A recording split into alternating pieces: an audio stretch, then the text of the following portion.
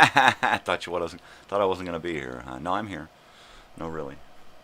I am. I was just posting my thing here on Facebook to let people know that I'm here. I'm here. I'm watching. I'm here. I'm weird. Get used to it.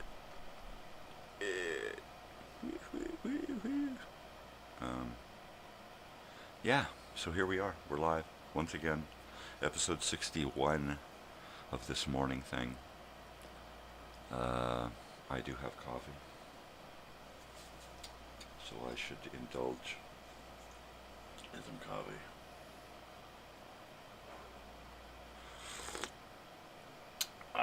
Yeah, baby.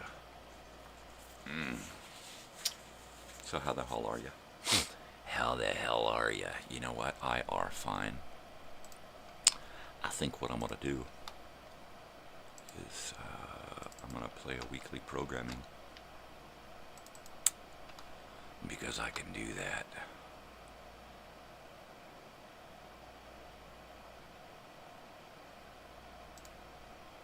And there it is, and here we go. Let's check it out, see what's coming on this week.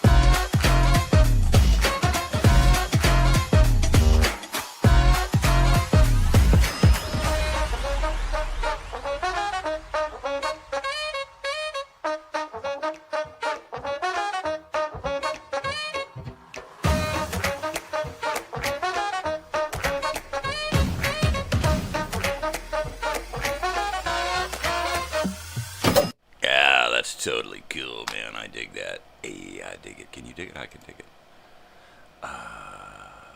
So yeah, totally. It's Movie Monday. Hello, people. You watch any good movies? I watched a couple of good movies. I don't remember all of their titles because they all kind of just run together as they're playing. Mr. Majestic with Charles Bronson. I saw that for the first time. That was great.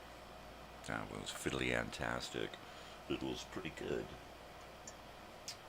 Robert Duvall. Wow.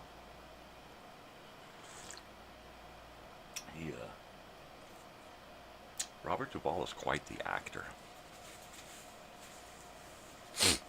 Right? I mean, just phenomenal.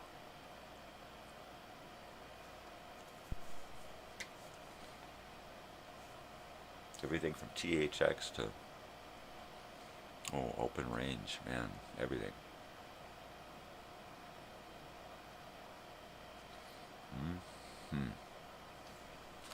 I don't need that.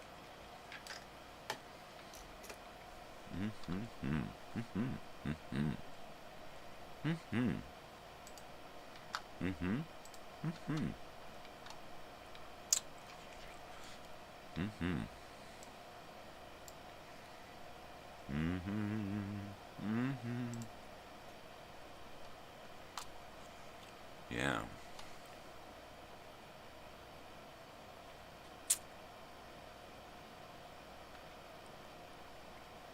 I'm just looking through the collection of movies here.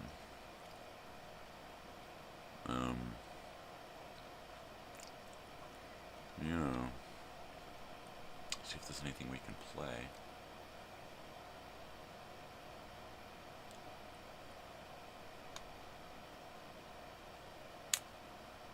Alright, it looks like I have got a lot of movies here to load up. I got 3rd Avenue L. A Vanishing Heritage. Color in Art. I think I gotta let a dog out.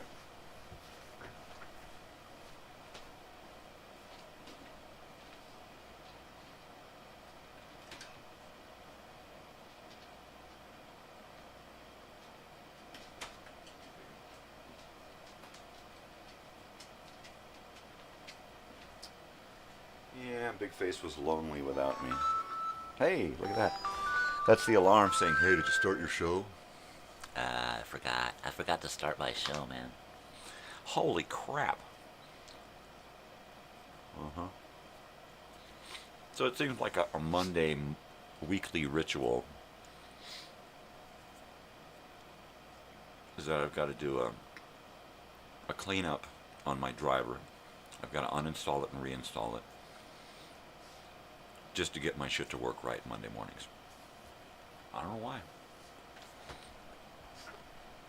I don't know. It's making me so crazy. And then let's see, we got Let's Make a Film.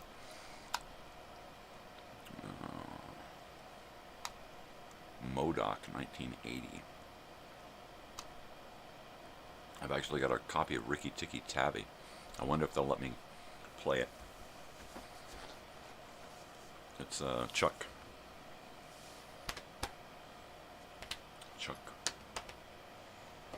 Jones.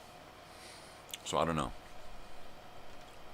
I don't know who owns copyright on Chuck Jones stuff or who's gonna scream and yell if I use it. So once again, anybody want to watch any of these things, especially privately on a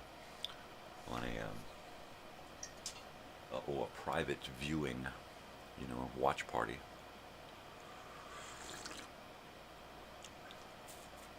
That'd be pretty cool. I'd like to do a watch party. Right? Everybody wears a watch, and then we have a party.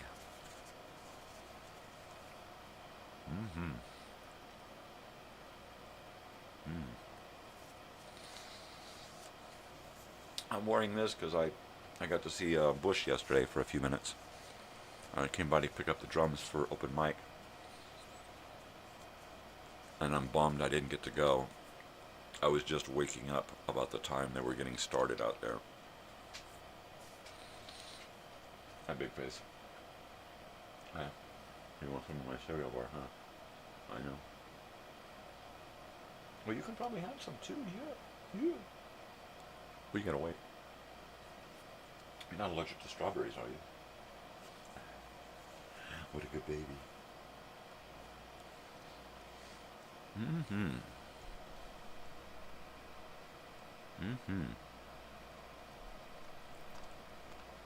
Man.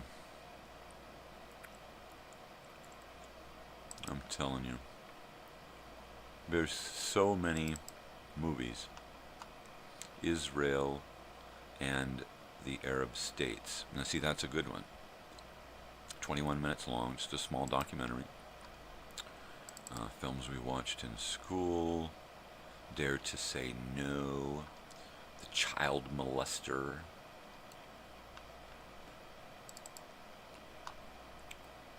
Oh man, I've just got so many movies. I mean, a lot of movies here.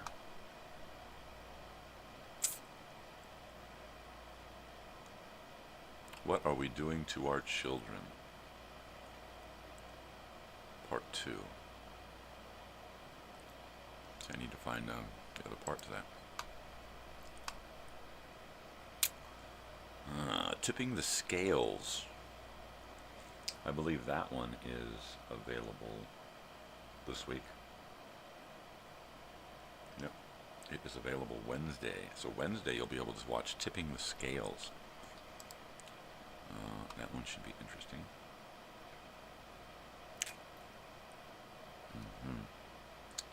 And Friday you got to see The Shopping Bag Lady. I hope you enjoyed that. Um, yeah, totally, man. It's totally shopping.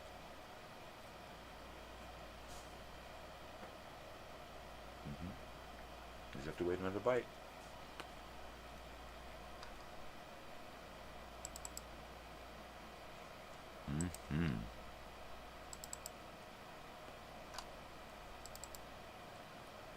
Oh, the dancing pig.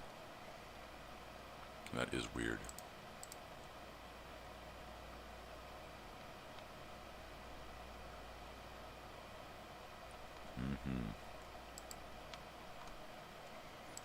More videos.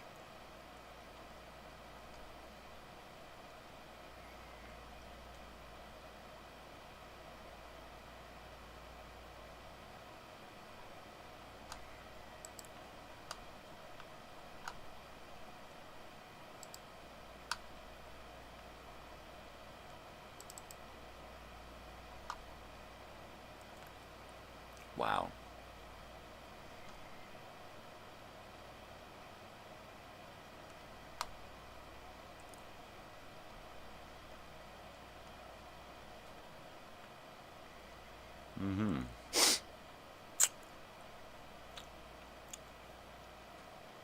Just too many movies. My goodness.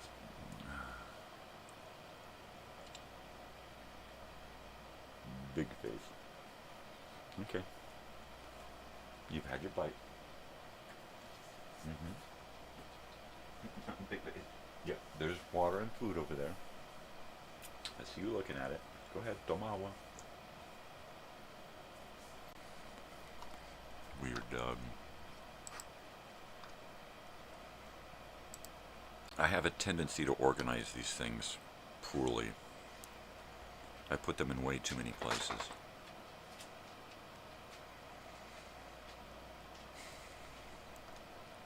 I need to just put all of the raw movies into one file and all of the finished movies into one file. In fact, I need to put all of the finished movies into the catalog file.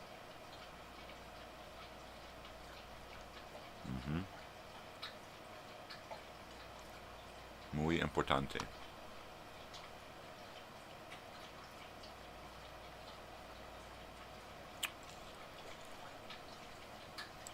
And the catalog has a Grateful Dead video in it. That's it.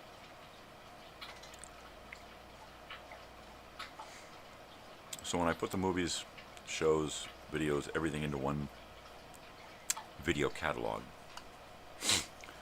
they won't be in their own order. They will be in the order they were uploaded, which should make them easier to track. Have a number on them that corresponds with the upload video checklist, which then should correspond exactly to the dates of the uploads themselves, which will give me the exact order by the dates that they were uploaded, which I can put them in a numbered sequential file.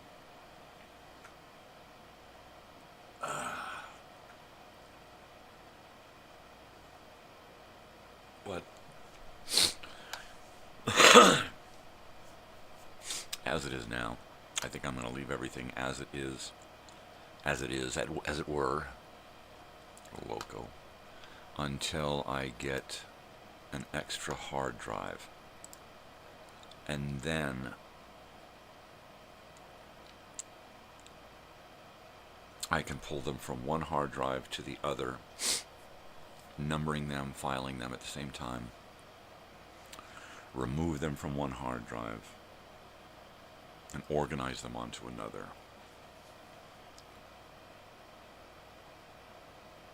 Bada bing. And then just grab every single video from the checklist, starting at 1, and file them. Right? Abso-freaking-lutely. So if I go to uploaded videos and go to Elsinore Brothers, there is my first video, coming soon, me, coming soon. Elsinore Brothers documentary. Brothers trailer. And then the full video. Wow. Wow. So there you are. There are my first 4 videos there. And that's it. That's where to start, right there. Grab those 4 videos, number them 1 through 4 in the sequence they were uploaded, put them into that file, and that begins the catalog. And then it'll be a catalog of videos versus a catalog of live recordings. That's going to be the hard part, getting all of those live recordings downloaded onto a hard drive. I really need a good CPU. I really need a good PC for that. Not a laptop, but an actual desktop computer. Something with speed and power and a lot of memory. You know? A lot of friggin' memory. Memories. Am I even on? Hello, is this thing on? Hello, is this thing on? Hello, check, testing 1, 2. Fuck it. Indica. Some booblery.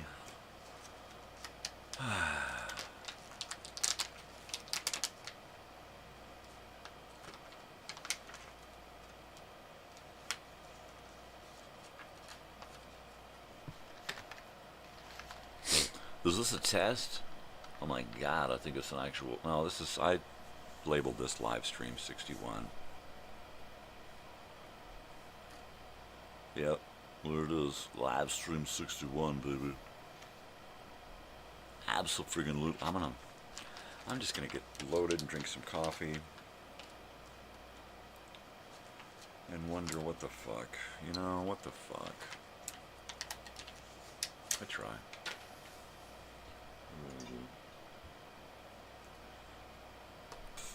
I probably try more than anyone I know.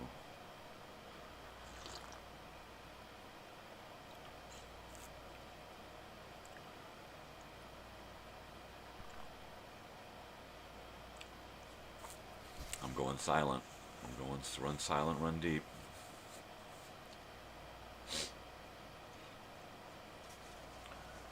Going silent. Oh man. Doesn't that just suck?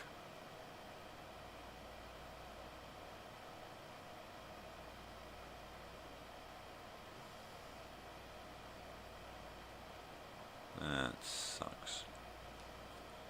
Alright. Fading. Fading.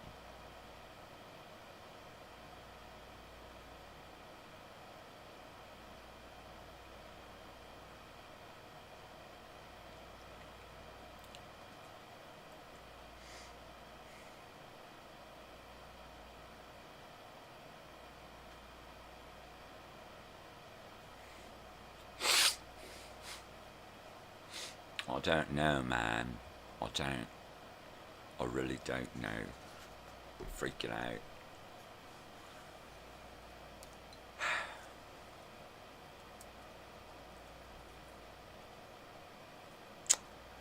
Oh, yes.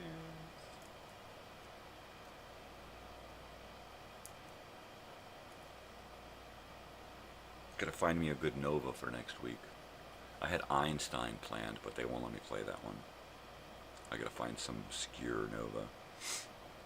You know, Nova, heartbeat of the antiquities, I don't know. Some weird one that hasn't been uploaded onto a DVD set or something. You know what I'm saying? Oh man, how come I dropped frames? Who said that I could drop frames? I didn't say we could drop any frames. Did you say I could drop? I didn't say we could. Hello. I had 299 dropped frames here. Does anybody notice a glitch? Anybody? Like who's gonna know nothing? Ain't nobody here to notice anything.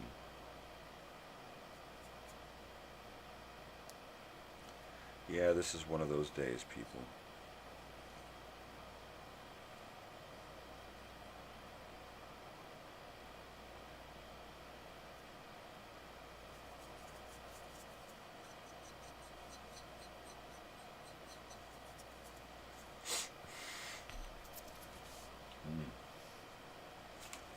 Oh, man.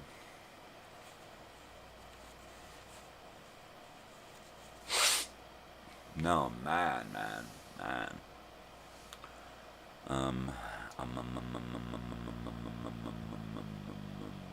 Mum's the word. Mum's the word. Mum. Crap.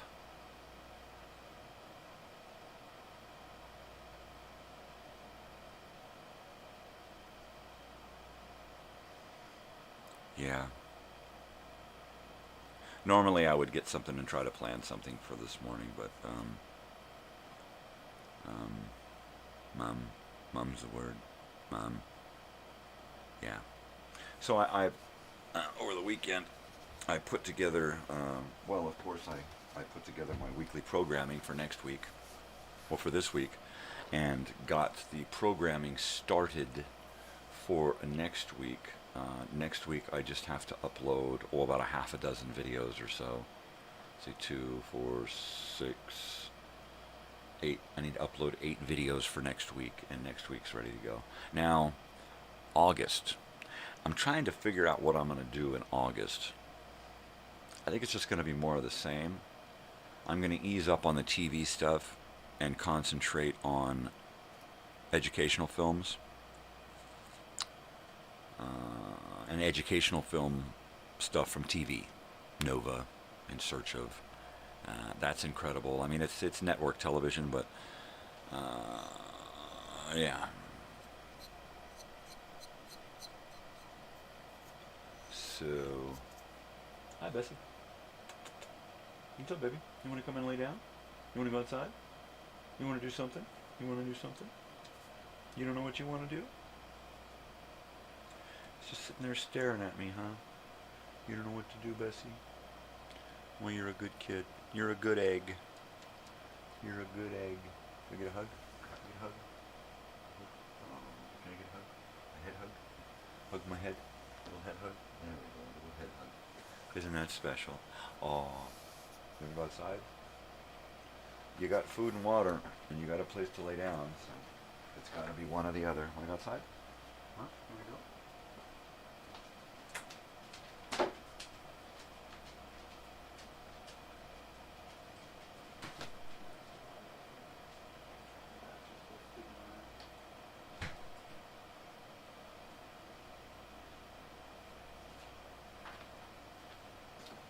Oh yeah, it's bat time right now. The bats are still out. It looks like little birds. It looks like a flock of birds outside. It really does. There's those bats are in great number out here. As soon as that sun goes down beyond the mountains, those bats are flying around. They're everywhere out here. And you can find them sleeping in the weirdest places. You know, in people's entryways in their homes. Any places that have, any stucco places that have little shady spots. There you go. I remember once we went to a Halloween party years back, and it was, wouldn't you know it, there was a bat out in the house, you know. And it just came in and crawled up onto a wall into a corner and went to sleep. No biggie. I'd have left it alone, really. You know, I mean, what I wouldn't give to have a bat in my house, killing these bugs all the time. Oh, that'd be great. But probably starve. You know. Anyways, what's going on, peoples? Orale, orale, orale, orale, orale, orale. Here I sit, broken farted. Yeah. Had a family, but then we parted. That's what they told me it was. So, yeah, that was the word.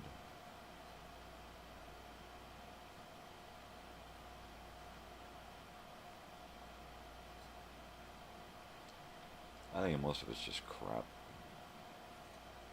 We're programmed with this crap. Usually don't mean nothing, because we're programmed with it. We're not taught what it's supposed to mean. We're just taught that we have to do it and say it and think it and feel it. But we're never taught why.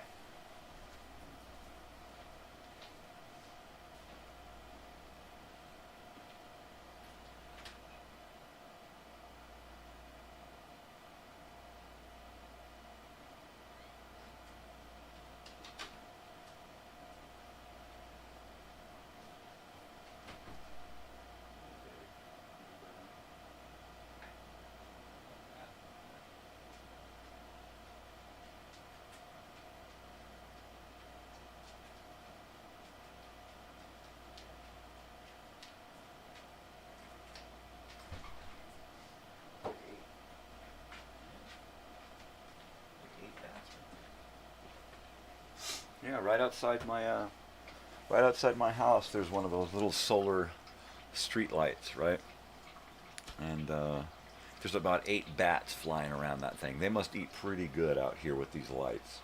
There's a pool, so there's always water and moisture and stuff for the bugs, and it's really neat to have those guys out there taking care of us, right? Because I hate mosquitoes. I really hate mosquitoes, and bats love them.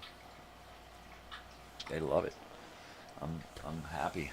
I'm happy with them bats. Ooh, my lava lamp. Ooh, my lava lamp. My goodness, look at that thing. It looks like a schwanz hanging down there. Yeah, like I said, I turned it off over the weekends, and I forgot to turn it on last night. So this is what it looks like. I've got to leave it on now, so it's ready for the nighttime nonsense and nostalgia, which is becoming really fun. It's a fun show to do. It's a fun show to research. It's a fun show to create commercial blocks for. I just found a whole bunch of more Kmart commercials. So I'm going to be taking big giant blocks of commercials and breaking them down into their individual components and filing them away so I can create my own commercial blocks. But let's see what's going on around here. So last night, we got out to Home Depot yesterday, and I picked up another piece of 6-inch duct tubing. It's a 3-foot piece. I only need about 2.5 feet. So I'm going to figure out where this vent is going to go, and then cut this duct down to insert it into the works, extend my duct out a little bit, and then I picked up a new valve, a T valve, an on-off valve. So I've got to install that. I've got to check the level again. I've got to put the pad block on there and make sure the water is hooked up into it. We still have to follow that line to see if we can get more pressure out of that water, because it's just a trickle. I feel like it's not trickling enough to replenish the water that's going to evaporate, right? So I did add an inch to the drain pipe so that there's an inch more water inside. So we just need to put it all together and push on, right? Turn it on.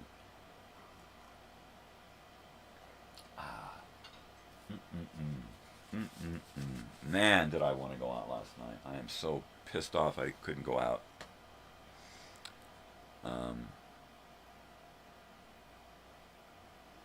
Yeah. I know what it is. My health sucks. And I know that at some point here I'm not going to be playing guitar for a while. And I don't want to get into it. I don't want to start writing music. I don't want to start practicing music. I don't want to start singing. I don't want to do any of that crap, because I know that at some point I'm going to have to stop, and I'll be right in the middle of something.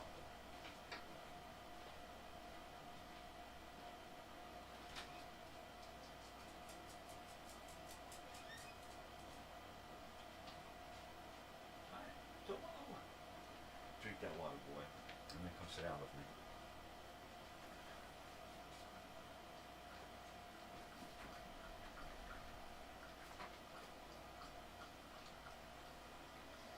Okay, kids. I'm back. Ow.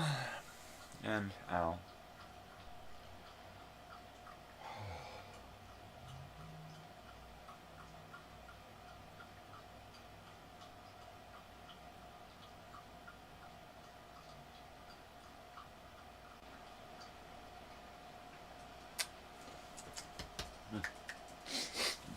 Come on up here, bud.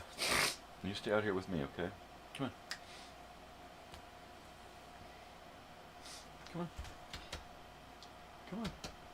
Come on. Come on. Come on. I need company too. Come on. Come on, Sam. Come on. There you go. That's a good boy. You just hang out with me for a little while, okay? I'll put you away later.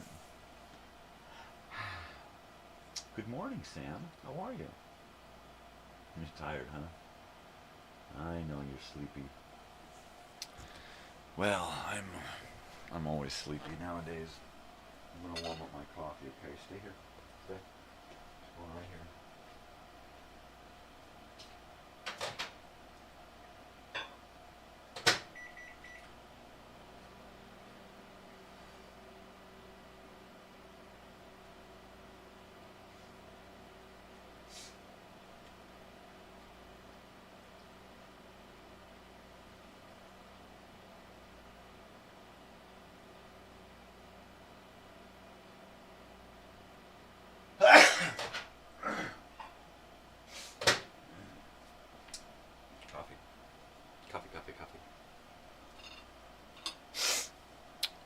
Well, crap. I think I'm making beef stew tonight. One of my specialties. Let's see. I think we. Did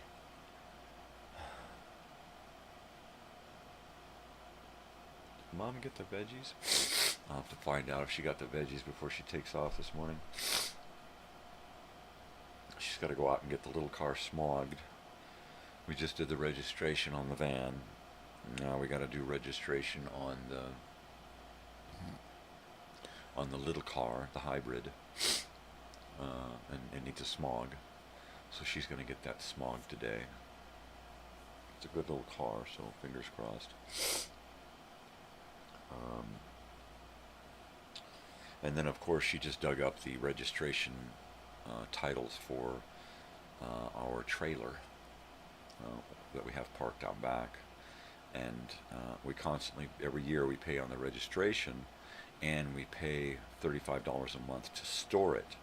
It's not a trailer that we're going to use to go trailering, but it is our storage. It is where we keep everything that we cannot fit in our house or in our shed. So, and we cannot, well, I mean, I guess we could store it with it being out of registration. You can't non-op a trailer because people non-op them and just live in them. So you can't non-op it. So we pay on the registration and pay out on storage fee. What are you going to do, right?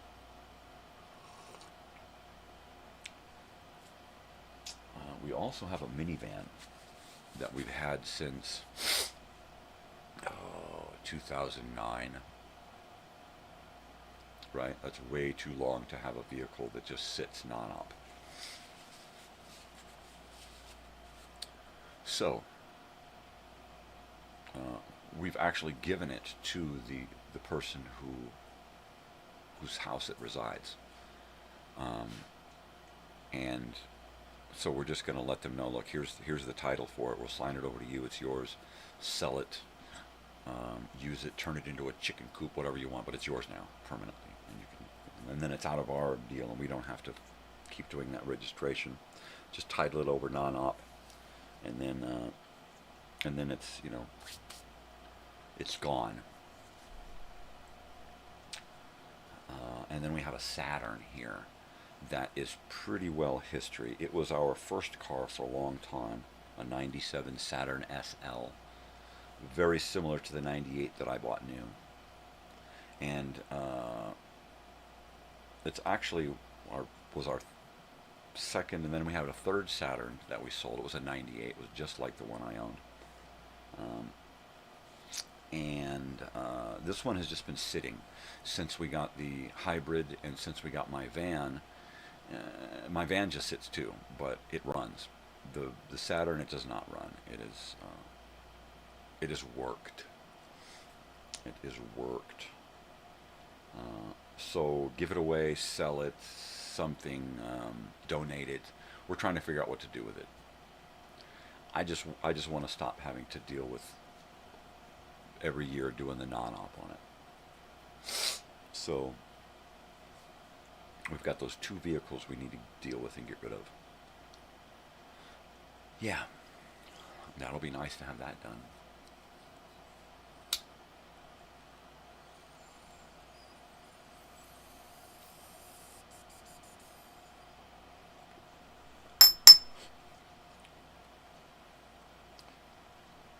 We thought a half a second about non-opping the van because I don't drive it a lot. But when I gotta drive it, it can't be out of registration without insurance.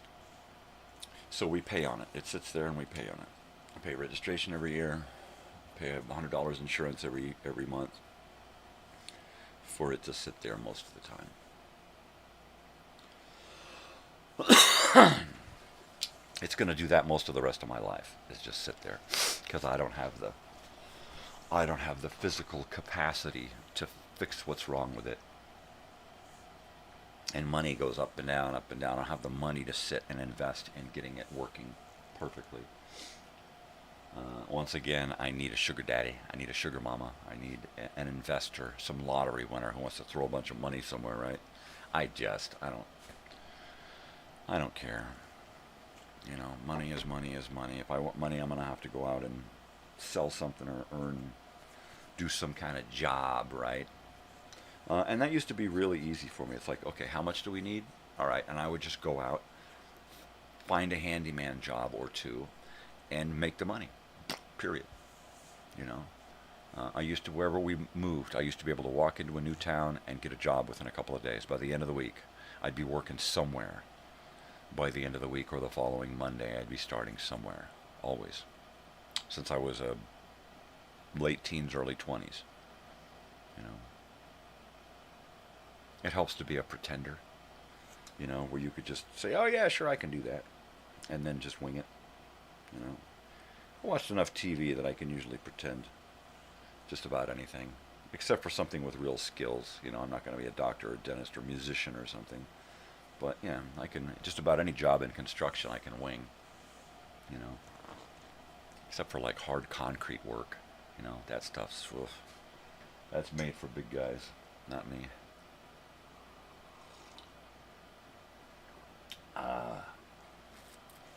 Totally.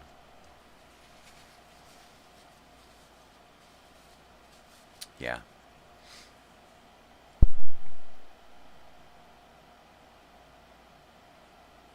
You know, I found out that summertime is not my time for creating.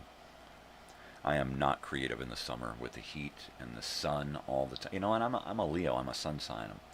I'm supposed to be, you know, a summer guy, and I'm not. I'm not.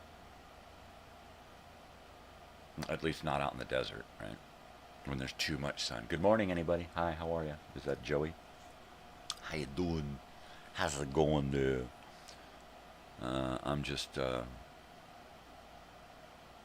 chilling out. I sure miss Invised and Crim and the mics from up in Canada, eh? Yeah. And Isol over there in where the hell is he at? Over there in Europe. One of them Nordic countries.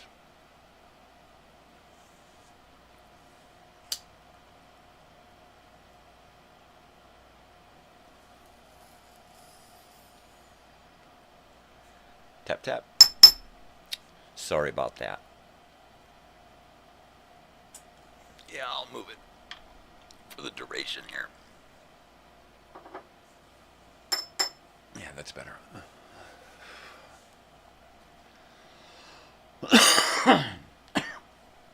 Well, my live stream seems to be healthier here.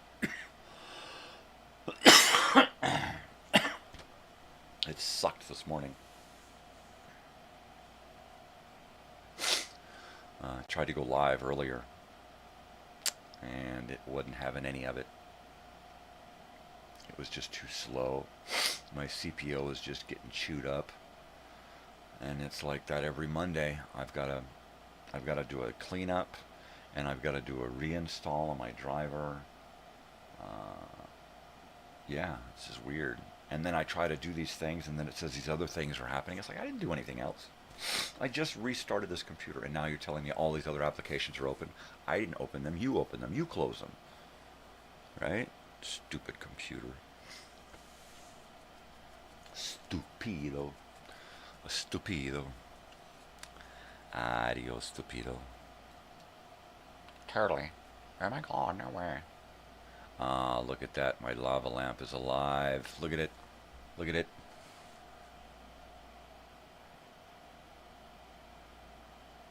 Ah, that's nice. I like that.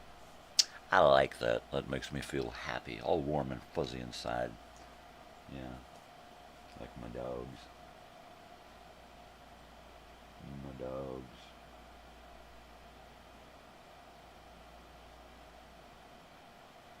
Yeah, I guess anybody coming into this household would think, wow, what's a weird fucking place, right? They gotta be just crazy, right? There must be all kinds of crazy. I mean, you look at me and you think, oh man, there's crazy guys. Must be crazy shit. Crazy. It's crazy. If you look at my dogs and see how happy they are hanging out, playing, just being, that tells you something. If you just look at my daughter's face or talk to her, you know that it's all good. I mean, she's totally laid back. She knows, like, it can be really, really rough, and she knows that she's got it pretty damn easy, you know. Just like my dog here, Sam. He knows how rough it can be.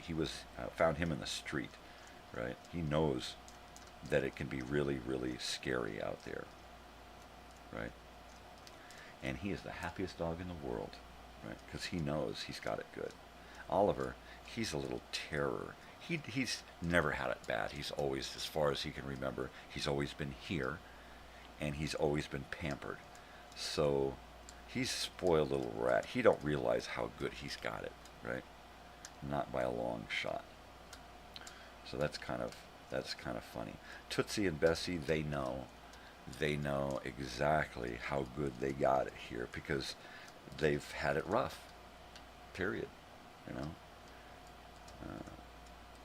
And you can totally see the difference in Tootsie.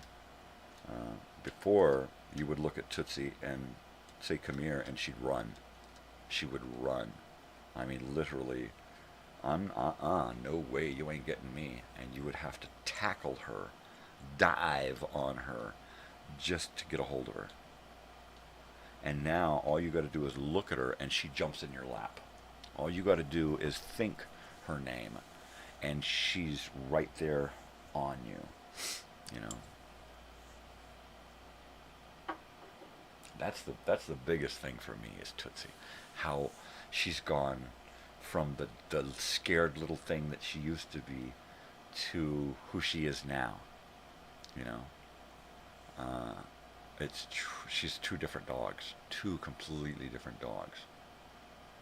It just amazes me, the turnaround. Yeah. Little Tootsie. She's always with Natalie now. That Natalie's not in school right now. She is if Natalie's here, she's with Natalie. If Natalie's in the shower or the bathroom, wherever Tootsie is, her face and ears are aimed at that bathroom door, just waiting for Natalie to come out. If Natalie goes into her room for more than a second, and doesn't open the door or let her in.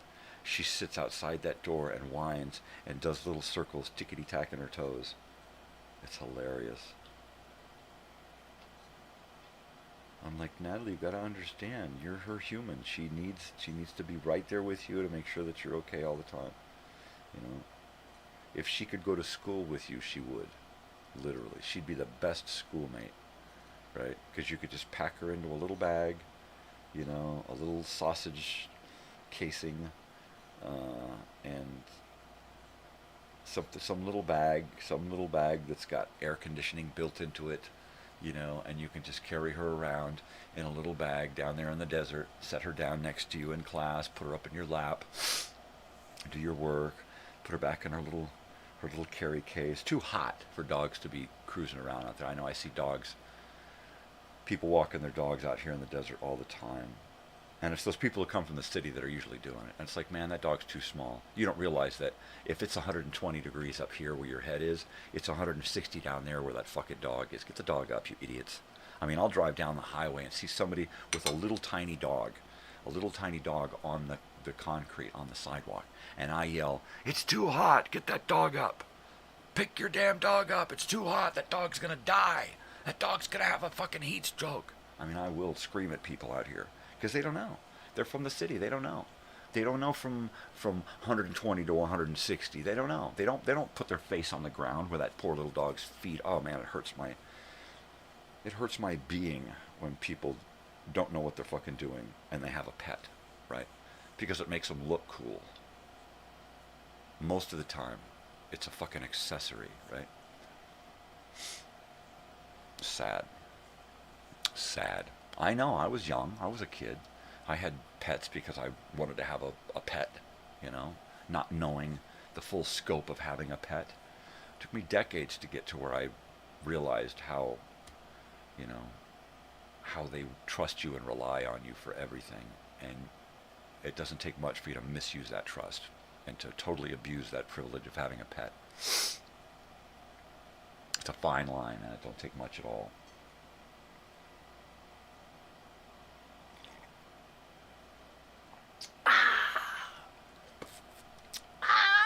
I'm gonna have to heat that stuff up again. Alright, so the plan this morning, I'm back to making plans again. My health is horrible, but I don't feel fluish anymore. I just feel tired. So the plan for today is Mom's going out to get the smog, and on her way back she's going to go by the store and pick up a few things and whatever else we need for the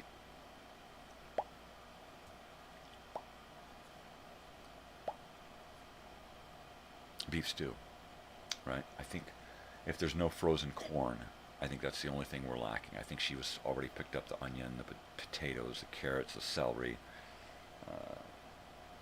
and then I've got a London broil in there I'm going to chop up into little itty bitty cubes and saute that stuff for a couple of hours, little cubes, maybe an hour and a half, and then put that stew together, and we'll be macking hard. A little stew, some homemade biscuits. Yum, buddy. Boy howdy. So that's, and you know, 4 people in the house. Charlie's still here, so I'll make a really good pot. Dave next door will send a big pot next door to Dave, and a couple of biscuits. Yeah.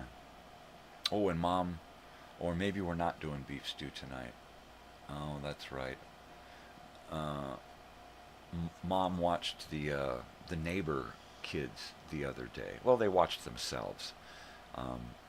Mom was still a little fluish, so she said, you know what, you tell the kids to stay in the house, lock the door, and I'll go over there periodically and check on them.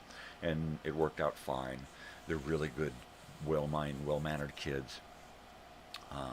So she was just able to go over there and, you know, check on them every few minutes and look in, and they did great. So Mom is going to go back over there. She's the ladies invited Mom over to make papusas, which is some kind of Hispanic food. It's like a round tortilla. I'm just spitballing here. I don't know what it is. I can't remember where they said they're from, El Salvador or some place. Of course, the place that has pupusas. So, Mom last night was kind of describing to me what she was told that they are. So she's going to go over there today and hang out and make pupusas. So I guess we might be doing that this evening for dinner instead, and then I'll just do the beef stew tomorrow night. Yeah, which is fine. You know, the meat's pretty much still frozen, thawing out. So, and I think we still might need to get some corn. I like to do roasted corn. I like to take a cup of corn and roast it really good and release all of those flavors and then add that to the stew. You know, the little things you do along the way when you're making a dish can really change the flavor from, yeah, that's really good, to, wow, that's fucking awesome, right?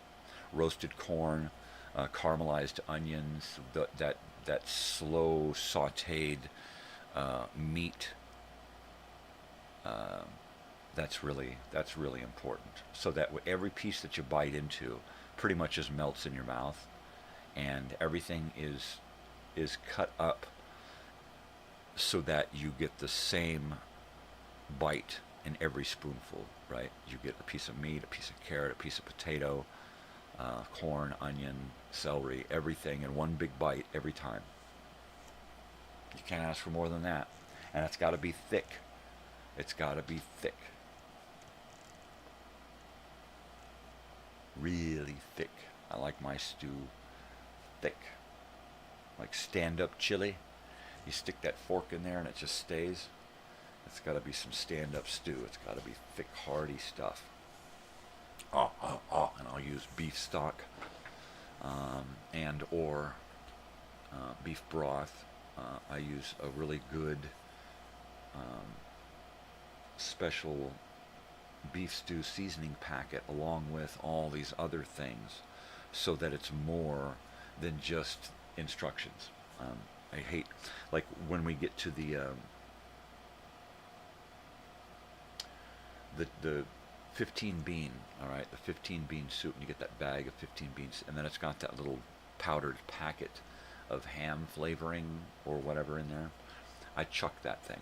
That goes into a box for emergency, gotta make a pot of beans and got no meat, right? That goes into that box.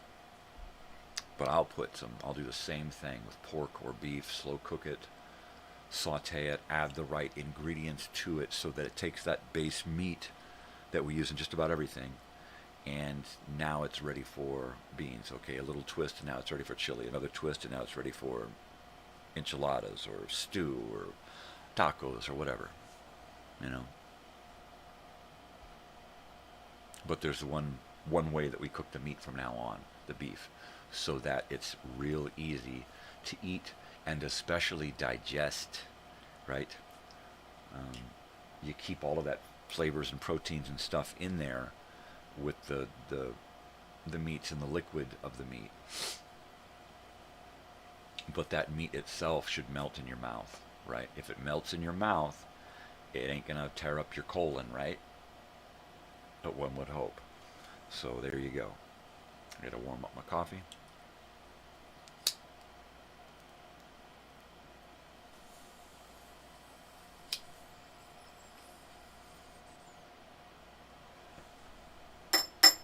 You know, I'm surprised every Monday morning, or every morning that I'm able to go live after technical difficulties. I mean, this morning I battled with technical difficulties for a half an hour. And I was 2 minutes late this morning on my show. 5:02, my opening credits were rolling, right?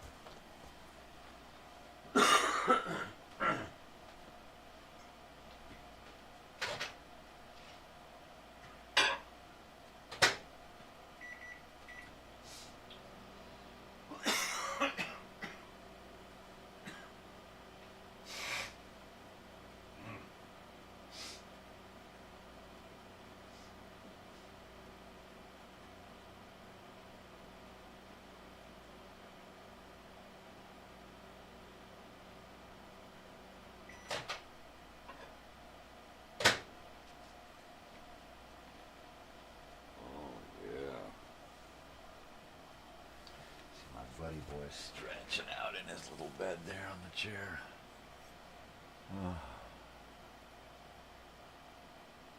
Yeah, you know, dogs are part of my therapy, really. They keep me centered. They keep me focused. They keep me caring about things, myself. You know, if it wasn't, you know, you got to care about in order to care about an animal or another being or a person or something, you really got to care about yourself too, right? And that's hard, because I just ain't giving a shit most of my life. I even still to this day, I find it difficult every day to give a shit, you know, as much as you want to, as many things as you have or people you have in your life that you want to give a shit about. It's just so hard to care about yourself, you know, and want to be around. Sucks. Depression sucks.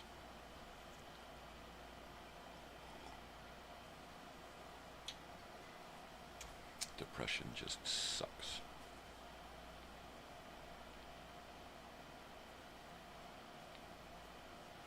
And as far back as I can remember, I mean, a little fucking kid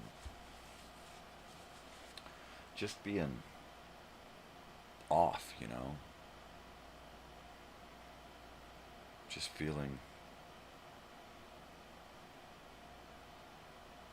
like you just don't give a shit. Like, why? What's the point? Why, you know, why even give a shit, you know? I totally get it. I totally understand why people commit suicide. You know, I could never go there. I don't condone it.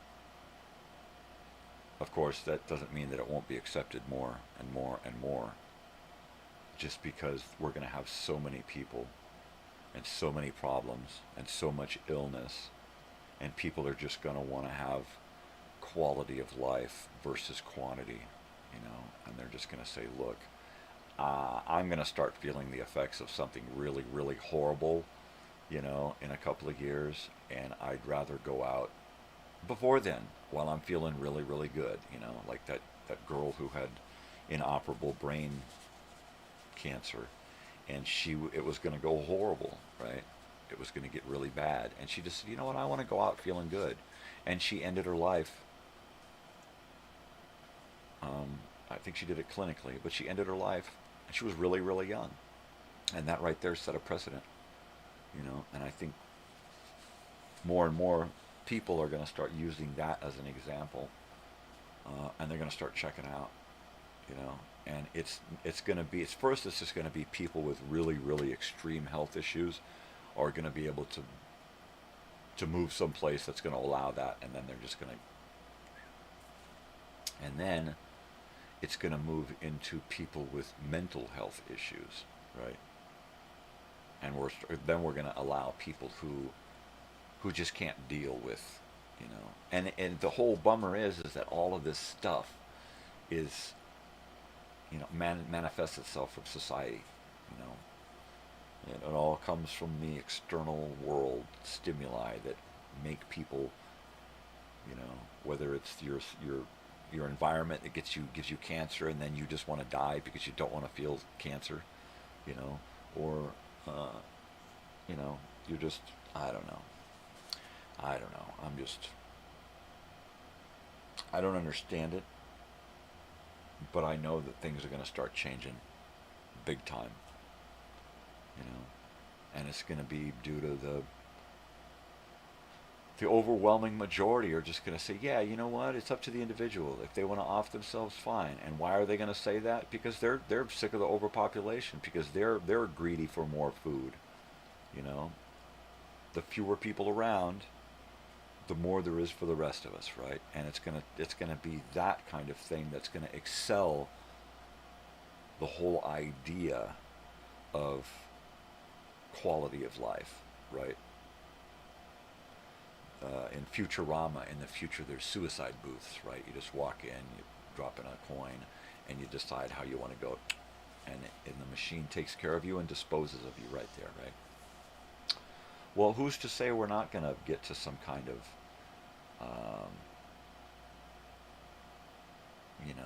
Soylent Green type of scenario, where we have more people than food, and they're going to have to start making a decision on what to do with these people and where to get the food. And, bada bing, Soylent Green. I totally see that happening.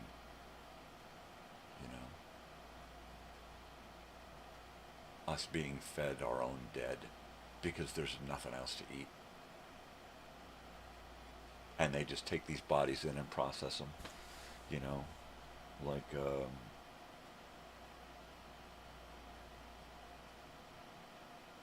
there are, like, okay, so Matrix, right, where they process the dead and liquefy them and feed them back to the living, right?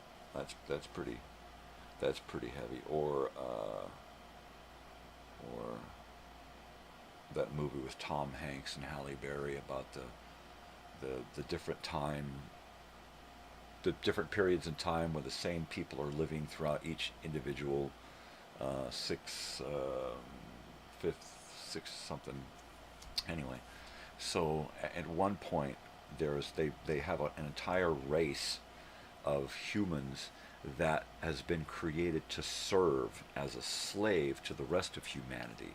The rest of humanity, you're either a consumer or you're a slave, right? And the slaves have now become their own being, and they create these slaves. They're like clones, and they take the clones, they use these things for a certain amount of years, and then they're taken away and killed and turned into food.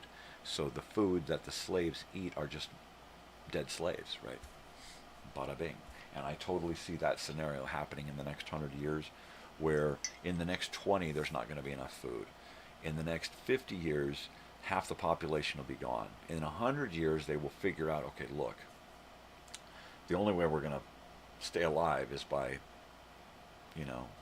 some really screwball shit. And there ain't going to be many people alive by then. In 100 years, I think we'll go from about 10 billion people to about 1 million or less. And it's going to happen overnight. It's going to happen over the course of a few years or a couple of decades, where birth rates are going to drop and deaths are going to go up. And we're going to have famine-related deaths. We're going to have environmental-related deaths, tornadoes, cataclysms, heat, cold, coupled with the starvation and the lack of breeding, right? It's just going to, the population is just going to plummet, especially if you throw in global warming, climate change, and the effect that has on the environment and the things that get released into the atmosphere because of that. Old ancient viruses and bacteria and stuff that just pop up that haven't been around in 100,000, 200,000 years, all of a sudden they're taking their effects on modern man, and that's gonna have a pretty good impact. We're just gonna, all of a sudden, people are dying off for who knows why, until they figure out that it was something that melted out of the ice, the polar ice, and humans can't deal with it. And, boy, they're really going to understand what the natives went through when that smallpox shit came around, right?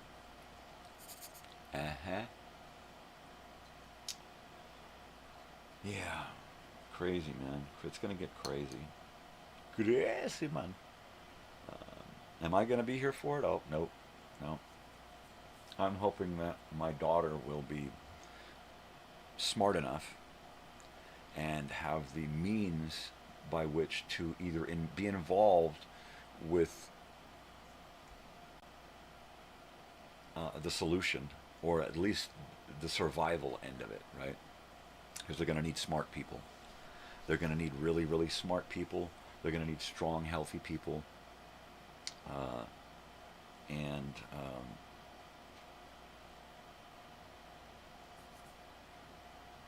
someone with good genes, I guess. I don't know. I mean, I think she's pretty much knocking it out of the park. You know, I think when they come to collect the people for the arc, right? It's going to be the best of humanity, right? So I'm hoping that we get a bunch of people to survive who will make things better. You know, she's one of those people. She's compassionate. She's empathic. She cares. You know, she really does. She's smart. She's intuitive. She's creative. She's artistic and musical. So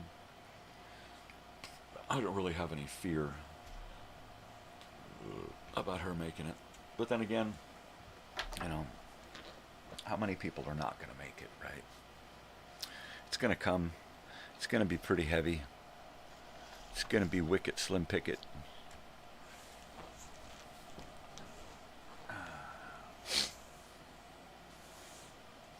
We had our chance, you know. We had our chance to change things. And it's been 50 years. It's been over 50 years since Earth Day, when we knew. Back then, 1970, we knew. You know, humanity got together and decided, you know what, you're right. We're fucking it up. We're starting to see the signs of the Industrial Revolution. And that was the time to change. And we made minimal changes, and we allowed capitalism to override everything. Capital-based consumer, consumer-based capitalism, whatever you want to call it. We let the corporate entities take over, and they're destroying the fucking planet and selling it back to us at maximum fucking costs. And then it just winds up in the landfill. We pay so much for all of the stuff that we purchase just so that we can hand it off to the trash man. Here you go, I got a new one. I don't need this one anymore. Why? Because it's a piece of crap anyway. And you got to get the new one because the old one's out of date. The apps don't function on the stupid TV anymore. It's updated itself too far. You know? I hate app-based television. I want a fucking clicker. I want to be able to turn on a TV and go, I want channel 38. Boom. Go to channel 38. I ain't got no fucking numbers on my remotes anymore. Who decided to take the numbers off of the remotes? You're an idiot. It saves money. Fuck you. It don't save time, you moron. Fucking idiots. And we allowed that shit to happen. Why? Because we didn't write Roku and say, hey, put the numbers back on the fucking remotes, assholes. We ain't buying your stupid shit anymore. No, we gotta buy it. Everybody else has it. We have to have it. Well, I gotta get it because if I don't have it, I can't watch my thing. Ugh. So we just go along with it. Everybody else is fucking doing it. You know, everybody else is running off to fucking oblivion, doomsday, and everybody's just in a fucking line, marching, buying as much as they can along the fucking way.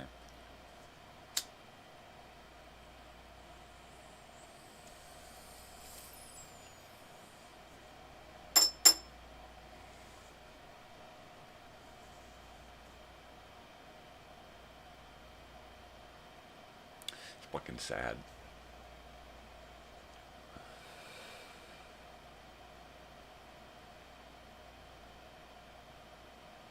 So here I sit on YouTube and put together a small collection of things that mean something from my life. Old-time radio, old movies and educational films. All the crap that kind of made me. Me. Alright? And then the morning show is just me being able to explain it all, I guess. Putting it in some kind of context, right?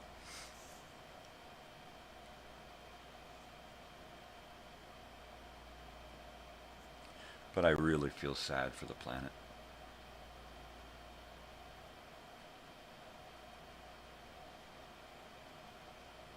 Not so much humanity. We had our chance. We're smart enough to fucking figure it out. Idiots. But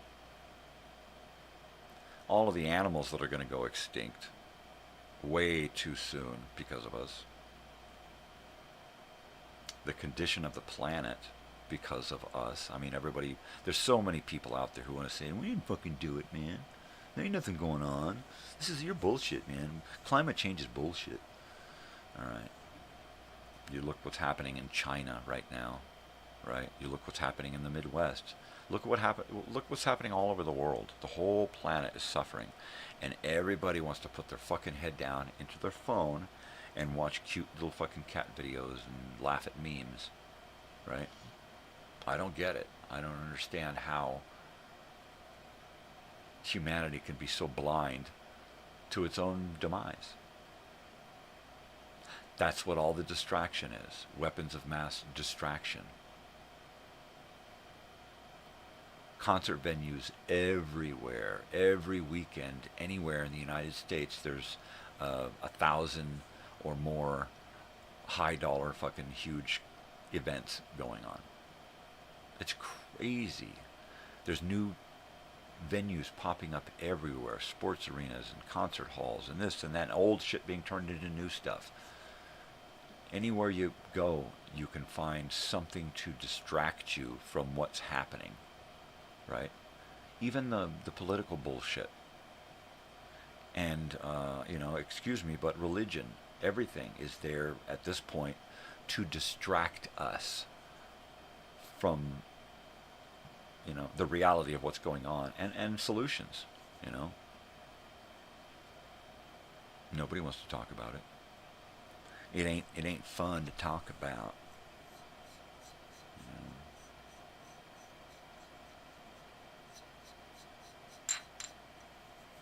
And people keep building like there's no tomorrow. Like, shouldn't we have decided 50 years ago that architecture should take a turn because of climate change? Rooftop gardens everywhere. No asphalt and metal and steel and glass shit everywhere that just heats up the cities. No, nobody made a change. Nobody ever. In fact, they doubled down, and it went fucking worse. Is what happened. We had this opportunity to say, okay, you know what? By the end of this decade, by the '80s, we should have electric cars as half the market, and then by the year 2000, it should be all of the market. Right? No. We're still. Now the gas guzzlers are even worse than before. And there's more of them. Sure, there's electric cars on the market, but it doesn't even make up half the market yet. And it's too late. It's too late to make it work. We had that chance. We blew it. We fucking blew it. Does anybody care? No. Why? Because they got tickets to a fucking concert or a football game, so they don't care. As long as it doesn't happen before next weekend. We got tickets to the show. It's like, fuck people, or whatever. As long as it doesn't interrupt my live streaming. I gotta have my programs.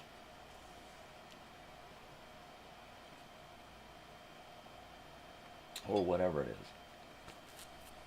Even the people out here who give a shit about the planet are too wrapped up in their own, rockhound, dirtbag lifestyle to give a shit about, it's like they're just out there to have fun while they can have fun, while the planet's still available. And you see that in so many people. Like, this is just a stopover, right? And as soon as everything's used up here, we're just going to move on to somewhere else. What? That's the way they act. Like, we're just here until this is all dried up, and then we're going to go to that next place. There ain't no next place. This is it. I asked my daughter 10 years ago, I said, so what do you think about when the planet and the atmosphere and everything is all screwed up, and global warming and climate change make the world really inhabitable? And she says, well, we're just going to go somewhere else. We're just going to move to another planet. And I'm like, well, where'd you get that idea? She's like, I don't know. School, TV, I guess. And I said, well, what other planet would that be, dear? And she said, I don't know, like Mars. Mars is close. And I'm like, Mars used to be like this, and Mars looks like that because it's all used up. So we're going to go from a dying planet to a dead planet. I said it's not going to work. We have to do something here. We have to fix what's here. You know? And I mean, what a conversation to have with your kid, right? And I'm going to have to follow up with that conversation at some point and ask her, so look, what what do you think is going on, and what's a solution? And if no solution, what are your plans to get through whatever may happen, right? Because you got to have an emergency plan, right? And our emergency plan here has always been have plenty of food stored away, dry goods, canned goods, that kind of stuff. And that's actually back into the planning again. It's like, okay, we need a couple of big, clean, brand new tubs that can be sealed up tight, and we need to go out and we need to get a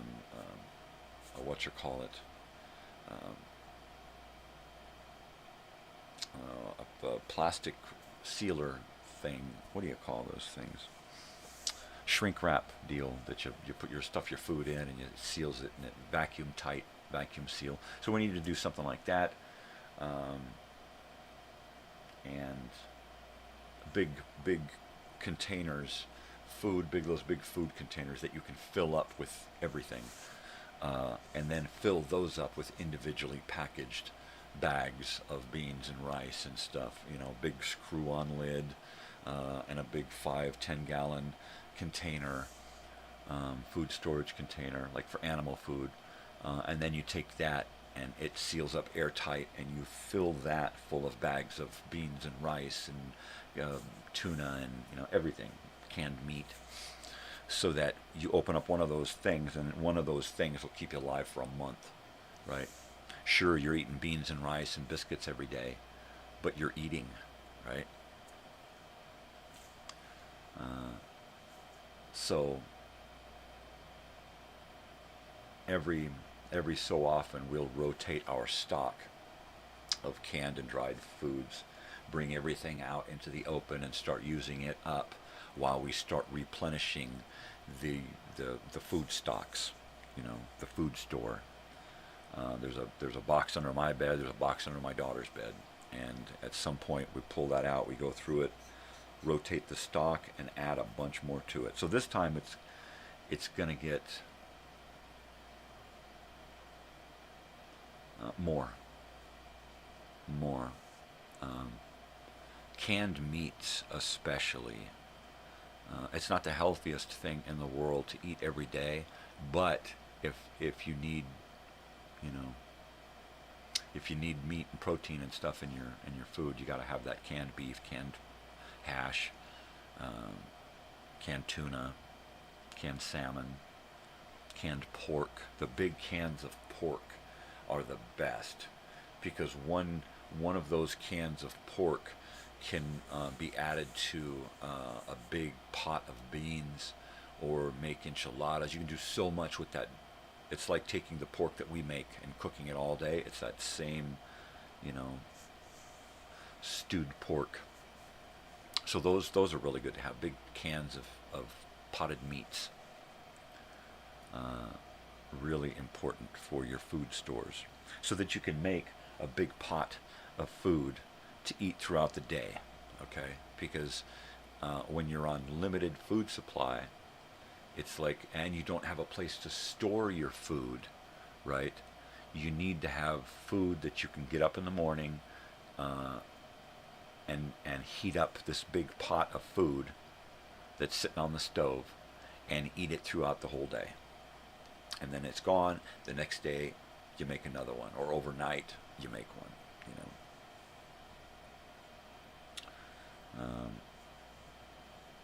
I've got enough wood to feed a rocket stove for a year, right? The only thing I'd really like to have is a portable water filter and water pump and water barrels, right? That would be important. Uh, it'd be hard to collect rainwater out here because it happens so little rain.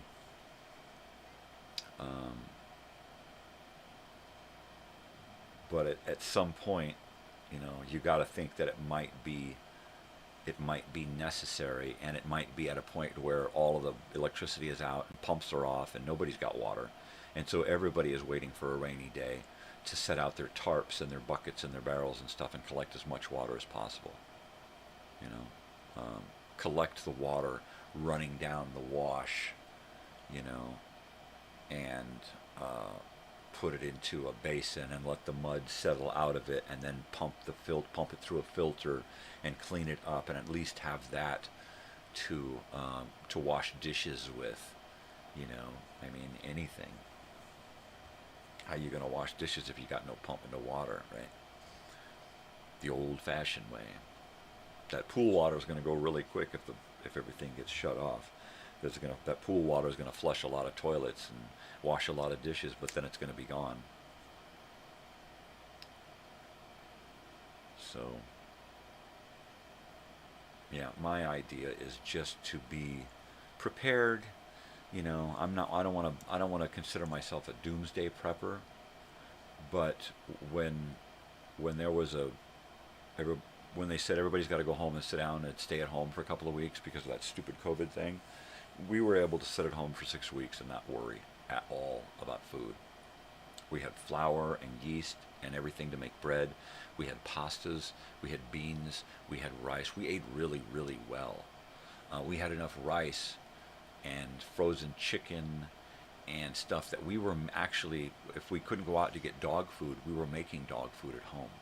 We were making rice and vegetables and chicken and making that for our dogs. So we actually did really, really well. Why? Because for a couple of years before that, I had this whole feeling like something's going to happen and we need to be ready for it because we're going to have to stay home. We won't have access to stores or money, or some bullshit's going to go on, and we need to have stuff ready.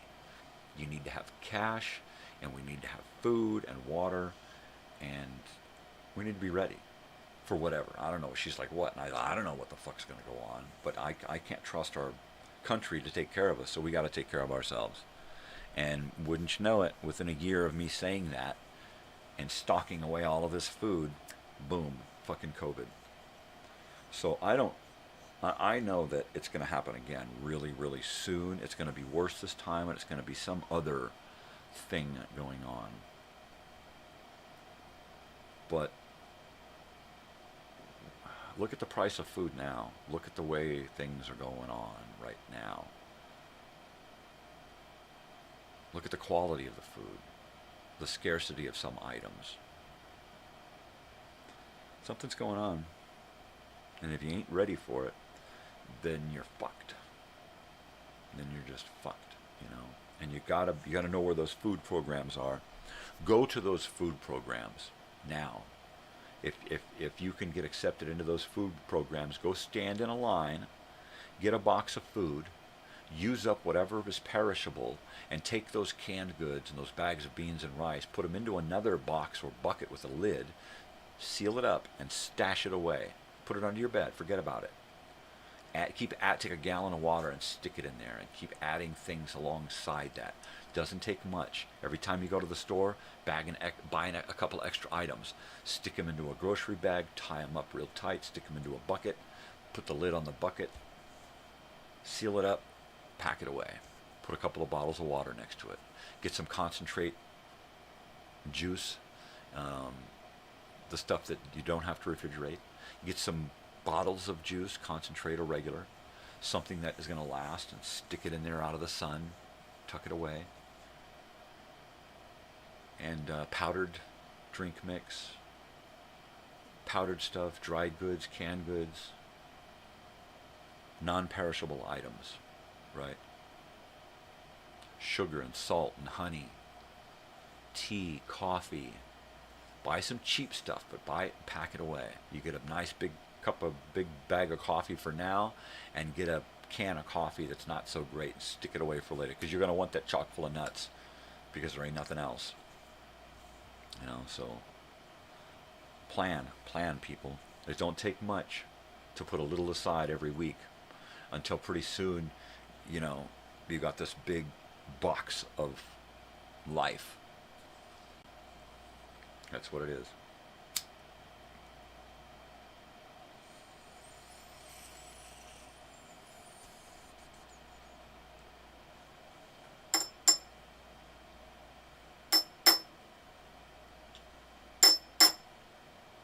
And do more than just food.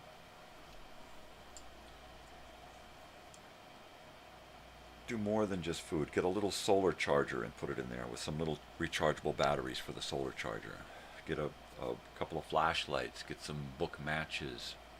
A sewing kit. First aid kit. Get a bunch of these. These are all things that are common in our house. Why? Because I think that way. I've had to live in a ditch before.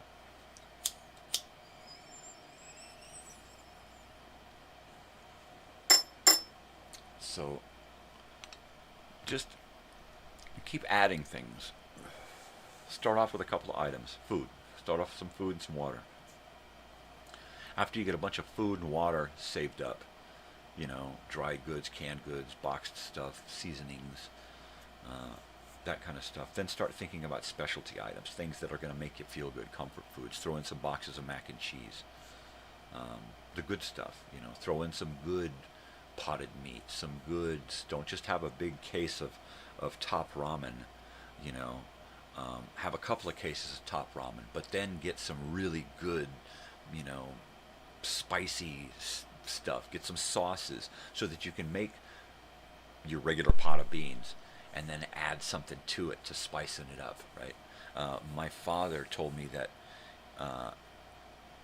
that a lot of the guys always carried one of the most important things to keep with you with your field ration kits were seasonings, not just salt and pepper, all right, but you want to have a bunch of different things to add to the crap that they give you to enhance it and make it better, and then be able to take a couple of different things and make something different out of that. He said he used to take the biscuits and some kind of jelly or fruit stuff and make an upside down pineapple cake or something, right?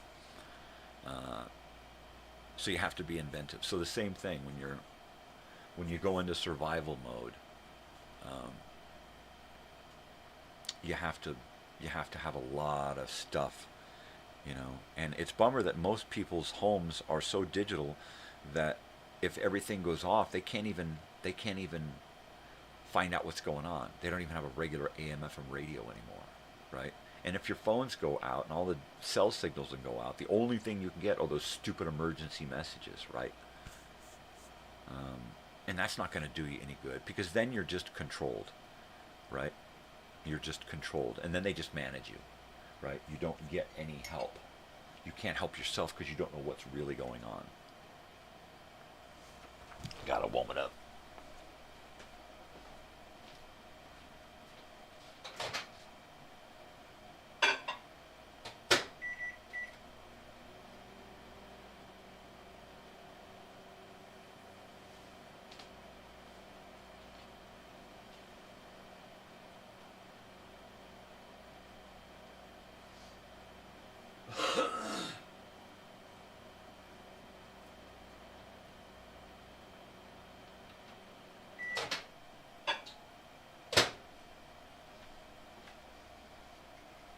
Yeah, you gotta have ways of doing things that you normally take for granted, like cooking. All right, you just walk into the kitchen and turn on the stove and you're cooking, right? Well, what if that's not happening anymore? You got no gas, you got no electricity, you got no way to get your food cooked. You got to have a way to cook your food. What are you going to do? You got to have heat, right?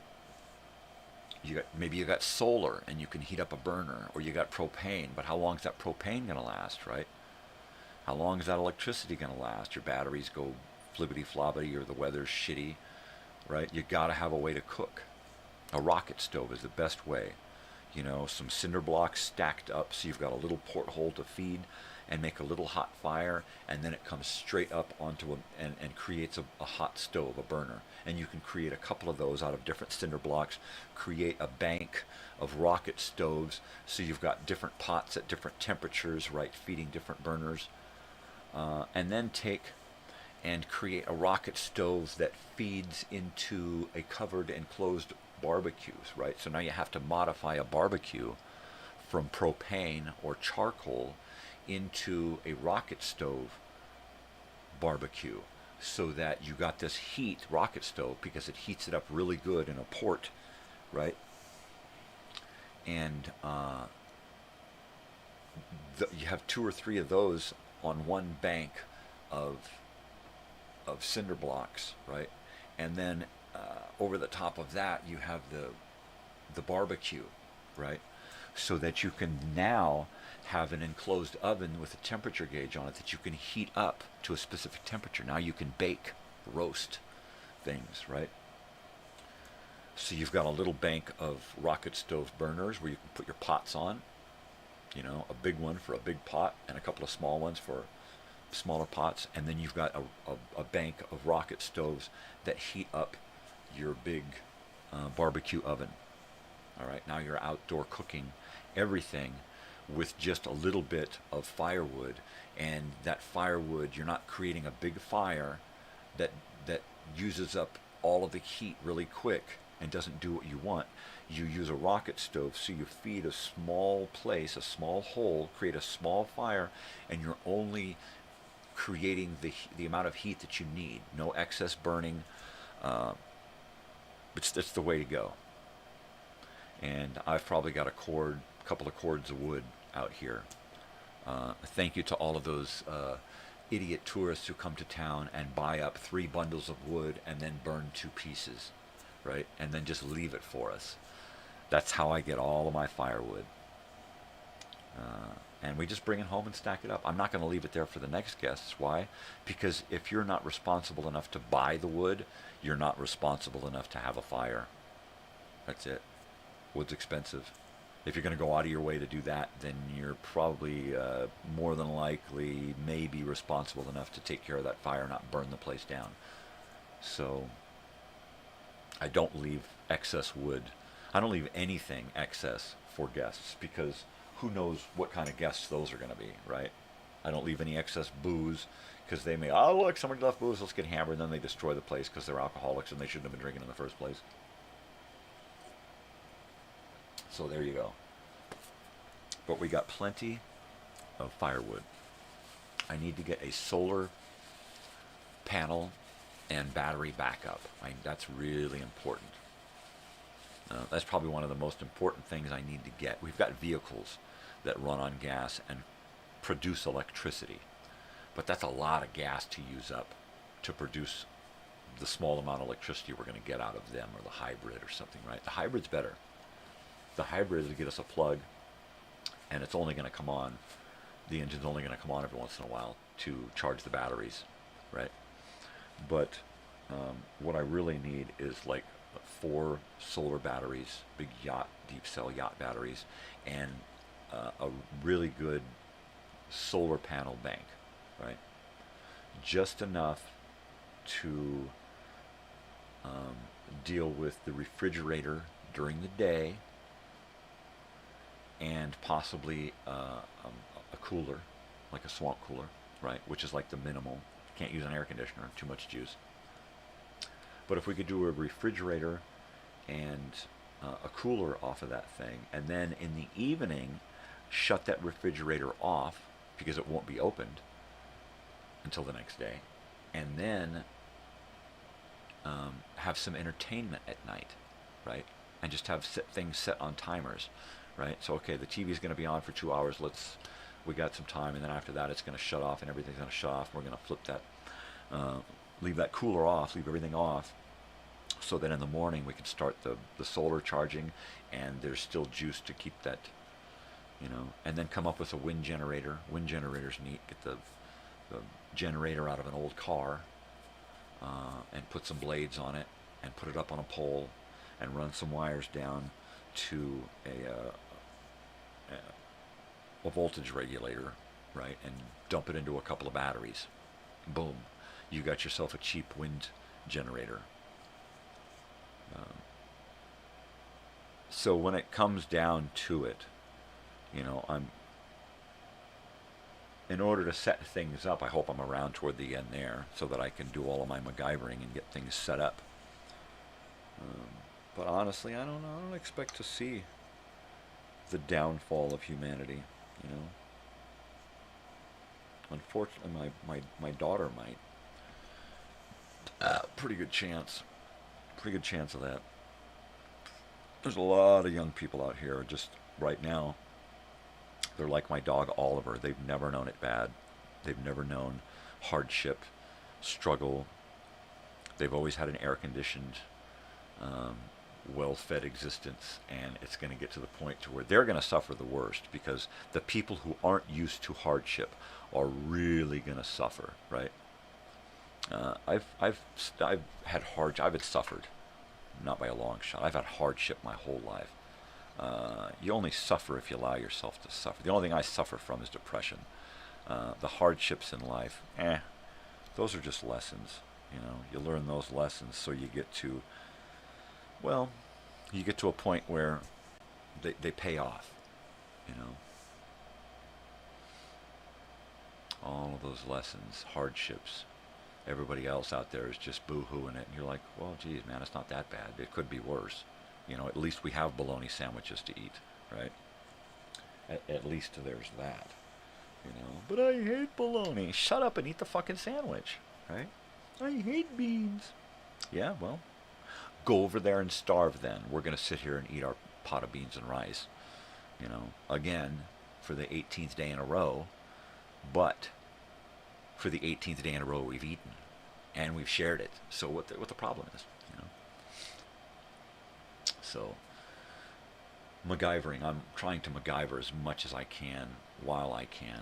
My next project, after I get this air cooler finished up, is to lay down paving stones in the backyard and create an outdoor kitchen.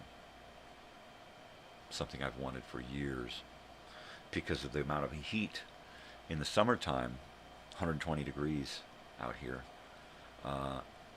The house heats up like that. You got 3 air conditioners on, you turn on one burner, the house is roasting instantly. So I want to get rid of that. Even if you want to make fucking toast, drag your shit outside, and there's a toaster out there, right?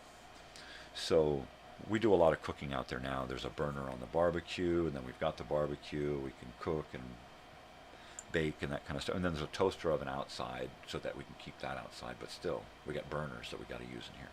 So my idea is to create an outdoor kitchen, propane and electricity, and even have the ovens, the electric ovens and the electric air fryer out there.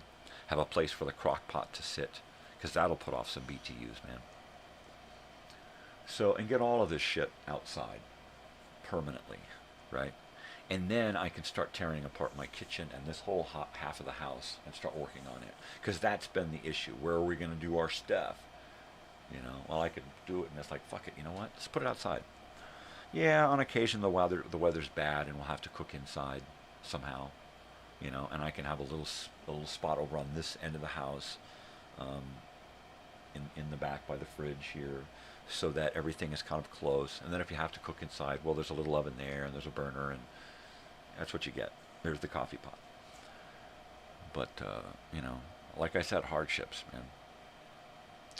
It is. I'm used to a pretty rough life. I mean, even now, I mean, there's part of my floor that's got a pretty good wobble in it. My walls are sinking into I mean, everything is just, I'm ready for this place to just fall over. Every time I hear a weird noise, I'm thinking, God, is this it? Is my house going to fall over? It's a mobile home up on stilts on a hill, and one side, the floor is just wonky. Somebody ripped out a bunch of wall in here, so the ceiling comes down too low. Which, when the ceiling comes down, it pushes my walls out a little bit.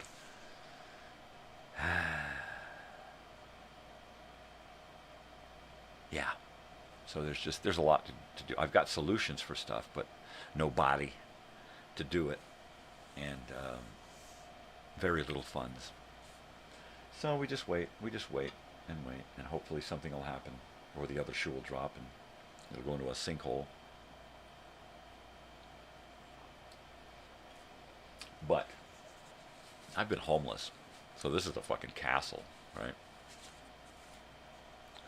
And I'm too broken to think about a mortgage or a job that's going to deal with a mortgage. Pff, I'm beyond that. I'm all used up, man. Game over.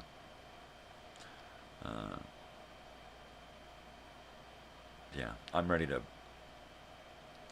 pack it all up and move somewhere else, depending on, if my daughter says, I want to go to university over here and do postgraduate or whatever, then that's where we go. We look for some kind of similar work over in that area, and we pick up and we move. Because, it's all about, it's her time, it's her turn. And I'm just here to back her up at this point. I do whatever I do because it's what I do, but I can do what I do wherever. I'd like it if she had 5 or 10 acres and a nice big farm, greenhouses and stuff, a place where she could grow her own food, and have a job that she does from home, or maybe nearby, and does volunteer work and stuff, but mainly spends a lot of time at home raising her own food, right? That's all I would really, really want for her, or want for her to want for herself, right? So that she's always healthy and happy and fed, right? Because that's going to be one of the most important things, having fresh water and food.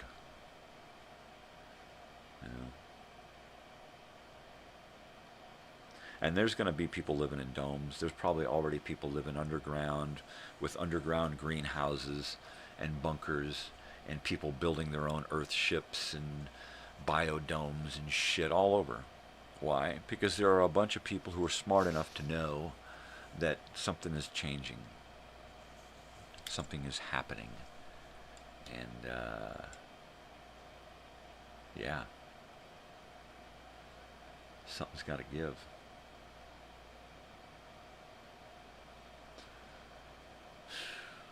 Dang.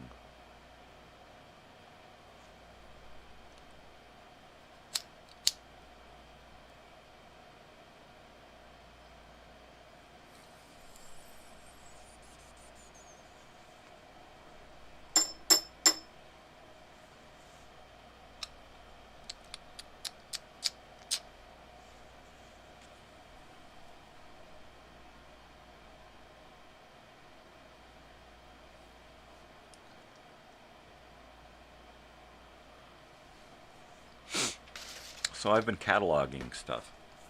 I got this weird habit, OCD, of having to keep track of stuff. So I've put together a couple of notebooks here filled with the radio shows that I've been uploading. So it's not just the shows that I've uploaded or I'm going to upload, but it's all of the shows in the series of shows.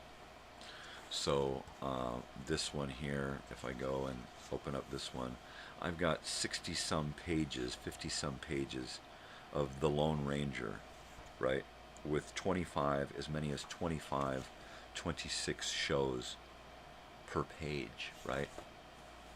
I've got all of the X-1, Philip Marlowe, Yours Truly, Johnny Dollar, Lights Out, Escape, Nero Wolfe, Suspense, everything. All of the shows that I play on my channel, I have cataloged in these books so that I can keep track of who writes them, produces them, directs them.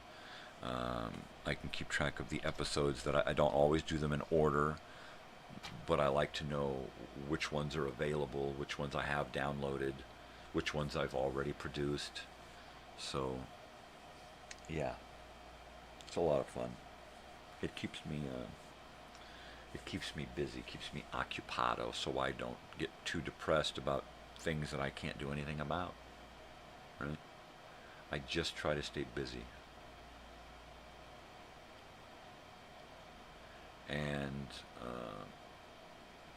at some point, I'm going to get to where this is the stuff that I'm doing on YouTube now takes care of itself, right? The morning stuff, what do I got to do? Hey, I'm here. Evening stuff, I really literally spend about an hour peripherally working on that show. Whether it's an hour beforehand researching, gathering material, or around the show, creating the show for the evening, dealing with a few things after the show that have to do with the show. But it really only takes an hour or two to deal with that. I don't do any work for this other than the technical difficulties that seem to plague me in the mornings or when I least expect it. But I'm hoping that everything eventually takes care of itself so much that I can put myself back into self-exploration and creating videos and uploading content, original content, that more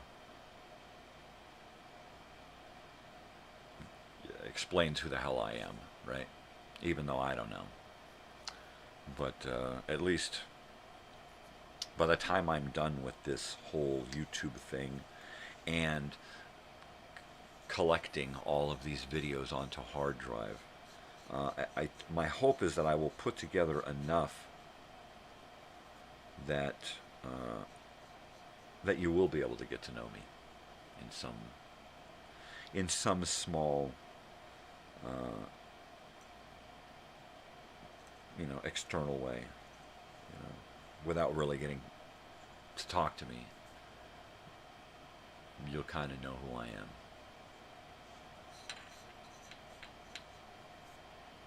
Because at some point, that's all I'm going to have. Right?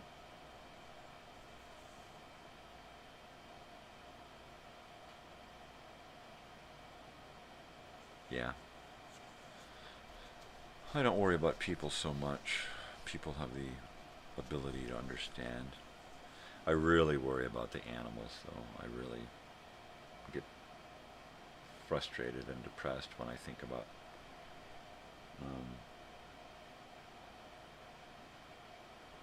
my animals wondering where the hell I am at some point, right?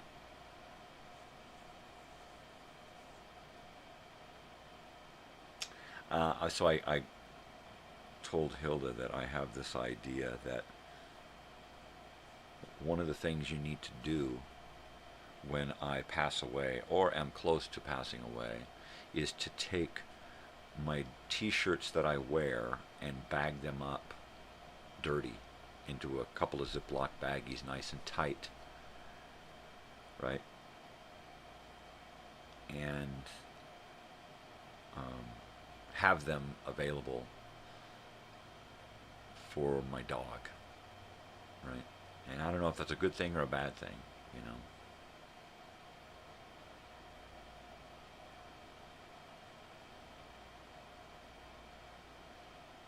But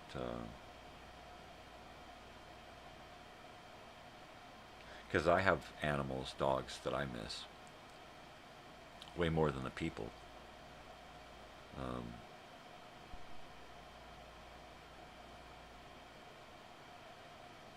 So it just makes me wonder, what they're going to go through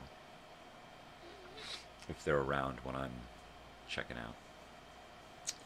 Yeah, things you think about, things you can't change, things you can't really do anything about.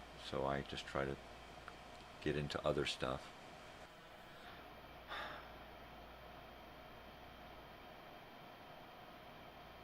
I need to get past some things before I can even think about music again. I don't want to be into music and then have to stop and take a break. So I'm just not Although the other day I heard a song that made me want to pick up my guitar and start playing, and it really bummed me out. So I'm battling with that end of the depression. So I just want to stay busy.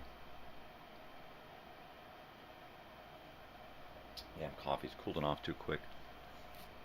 So I'm trying to do more and more projects here at home because I need to do them,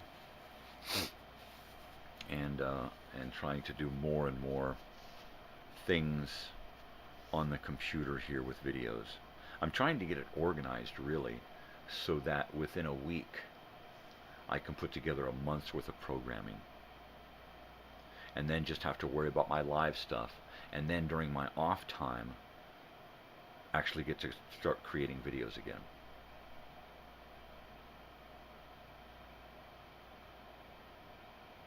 I want to create some videos with my dogs.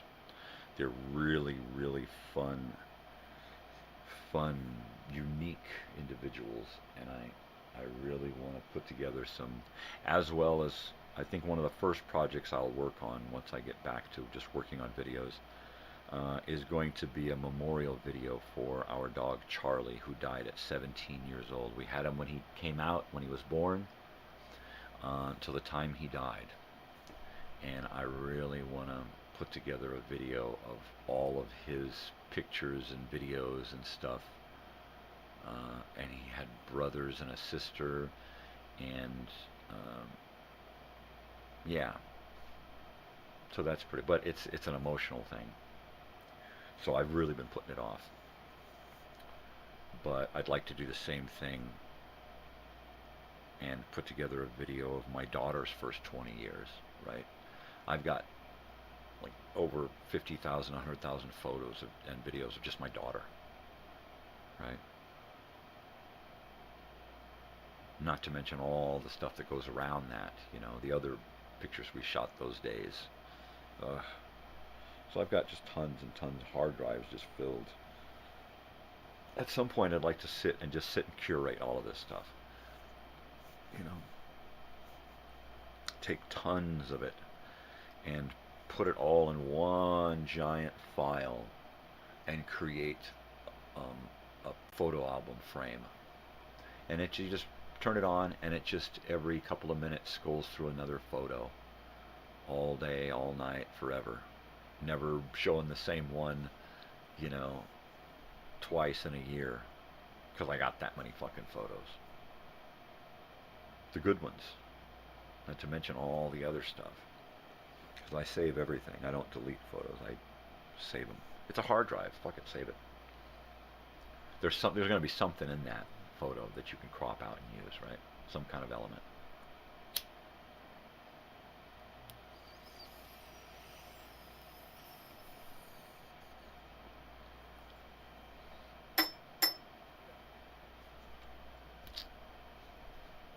So yeah, more projects. Not just to keep me busy, but to get things done that I've got to get done. Because there's a lot of shit that I got to get done. You know? Don't we all? This reunion, Saturday, I was like, I got up, went to sleep or got up. It was like Saturday morning, right? And I'm thinking, God, I wish I could just leave and go to Elsinore and do what I got to do down there. Maybe I can talk my wife into driving down this week, and we'll just drive down, take a drive. Get spin around the lake. I'll take some videos, talk to a few people, get some things worked out. You know, I have Elsinore in my friggin' dreams. I have people from Elsinore in my dreams now. So it's apparent that I need to deal with this. What I really need, what this whole event thing needs, is for somebody who is good at talking to people, who knows a lot of people, who can deal with people, and say, hey, look, you need to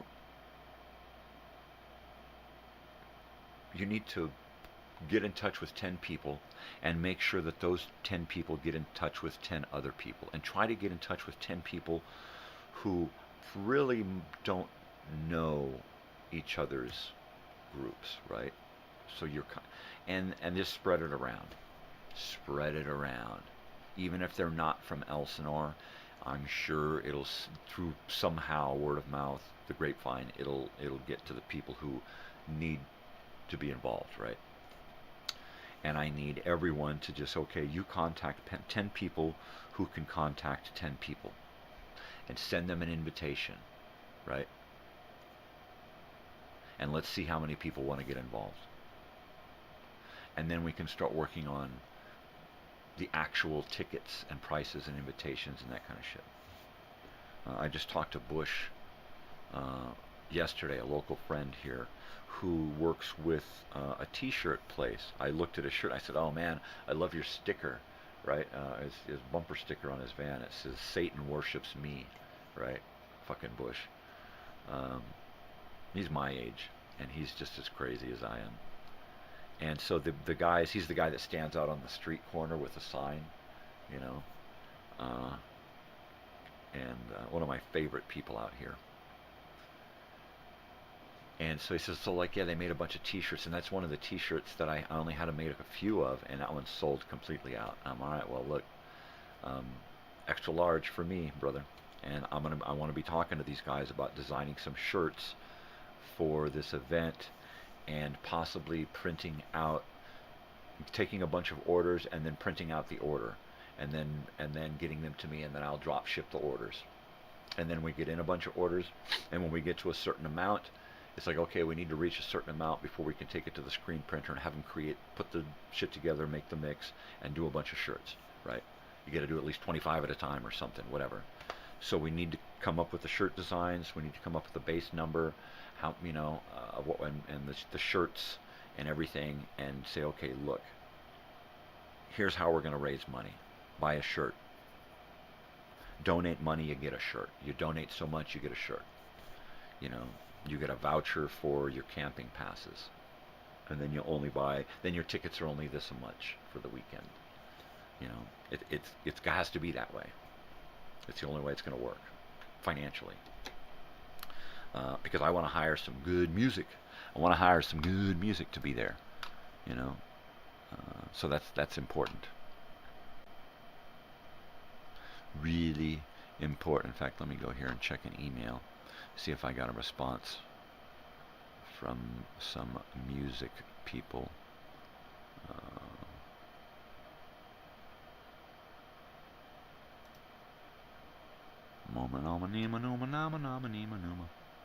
I'm pretty sure I started this email so that it should be available. Star Ed.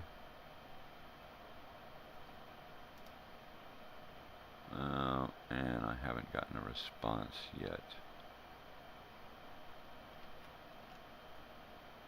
Alright, so I'm going to have to follow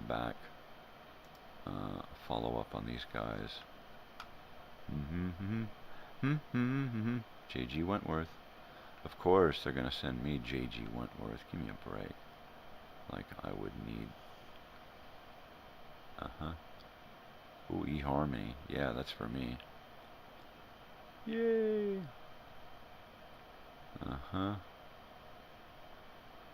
Yeah, well, that's a bummer. I don't see any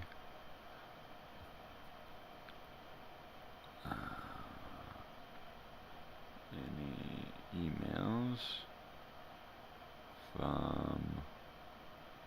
I'm going to have to send them a text or a Facebook thing. I don't know if maybe they just didn't think I was serious enough. Thought I explained, you know, everything pretty well. Or maybe they don't book that far out. You know, I don't know. I just need to, the essentials: when to book, how to book,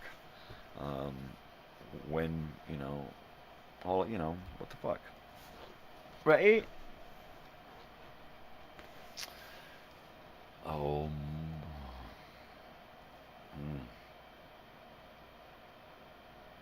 Totally.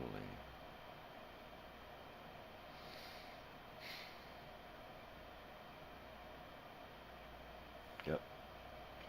That's the way it is. There's Sammy boy.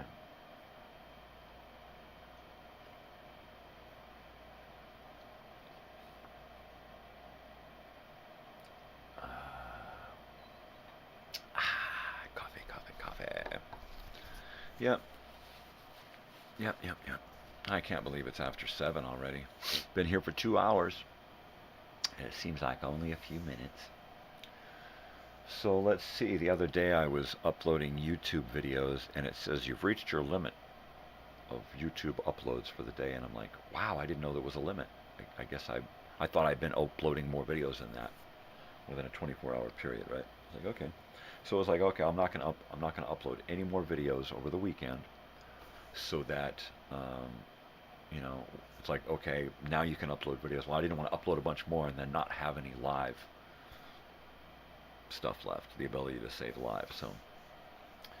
Uh, so after this, I will be uploading the rest of the movies for next week. That's Incredible, In Search of, and a bunch of educational films. That's it. I might do a Nova if I can find a Nova. If not, I'll just throw something else in there and then we're done with Nova. At some point, I'm going to go back and start looking at the shows, the TV shows that I've uploaded and the movies that I've uploaded from TV and cinema. And I'm just going to yank them. I'm just going to pull them.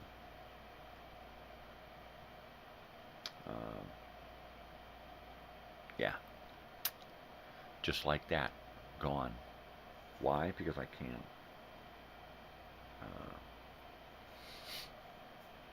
And I don't want the hassle. That, you know, it's not worth the amount of likes or comments or what that I'm getting from a few of these things to keep them around. I think the most popular TV thing that I've uploaded that's probably copyrightable that somebody else is actually using on YouTube is the Delta House TV show. So I'm just checking my glitchiness here. So I'm probably going to get rid of that. I'll probably just get rid of all the TV stuff, all the That's Incredibles. And it's like, okay, this one's here a month, you know, and then go back 3 months and then start doing stuff. And then exactly 3 months after it's been uploaded, delete, delete, delete, delete. And then just have it on a temporary basis, a borrowed I don't want it permanent on my channel because I'm borrowing the content, right?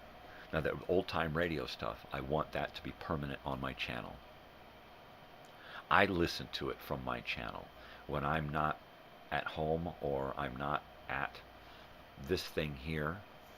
All of my stuff that I enjoy is on YouTube. The other day I sat down at the TV and turned on In Search of because I hadn't watched one yet. So I was like, yeah, I'm going to watch this one. You know, there's all this stuff there that I can enjoy. So I want it all on there, you know. I mean, if I got to check into a hospital or something, I want to be able to pull my shit up and watch it and listen to it. You know? You know what I mean? So that's important.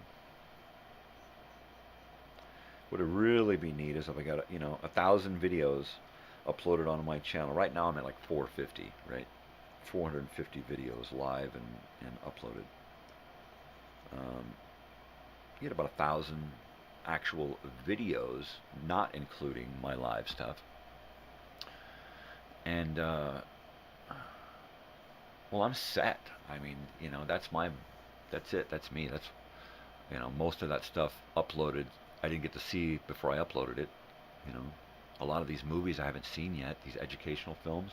If I haven't seen them in school a long time ago, then I've got so many things to catch up on my own channel. Really. You know, how do you upload stuff without watching it? I edit the stuff and upload it without even really paying attention to what I'm doing, other than, does the sound good? Is the picture quality okay? Is it complete? You know, these are the, you know, the things. Do I have to, you know, find the dates and stuff on it somewhere? I just worry about the creating a video and getting it uploaded. I don't necessarily have time to sit and watch every video. If I watched every video that I created, that would eat up most of my time. I'd get 1 or 2 videos done a day. At this rate, I can create a dozen or more videos a day and upload that many.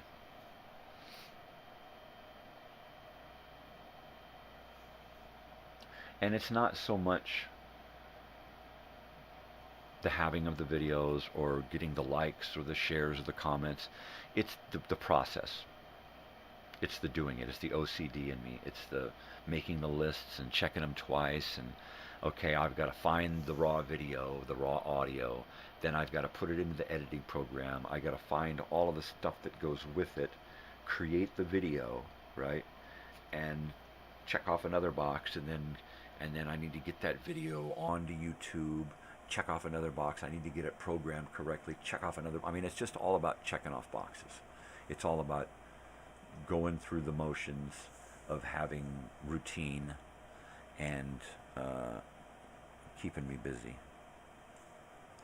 Keeping me busy so I don't dwell on shit once again that I cannot change. And what do we got here? I am done with that weekend, so that we are on this week. Next week is the last week of July and the first week of August, and that is the week that is almost in the can. I've created all of the X-1 for August. They're all in my computer ready to upload one at a time, 5 a week for 4 weeks straight. I've made lists of what I want to play for the next 4 to 6 weeks.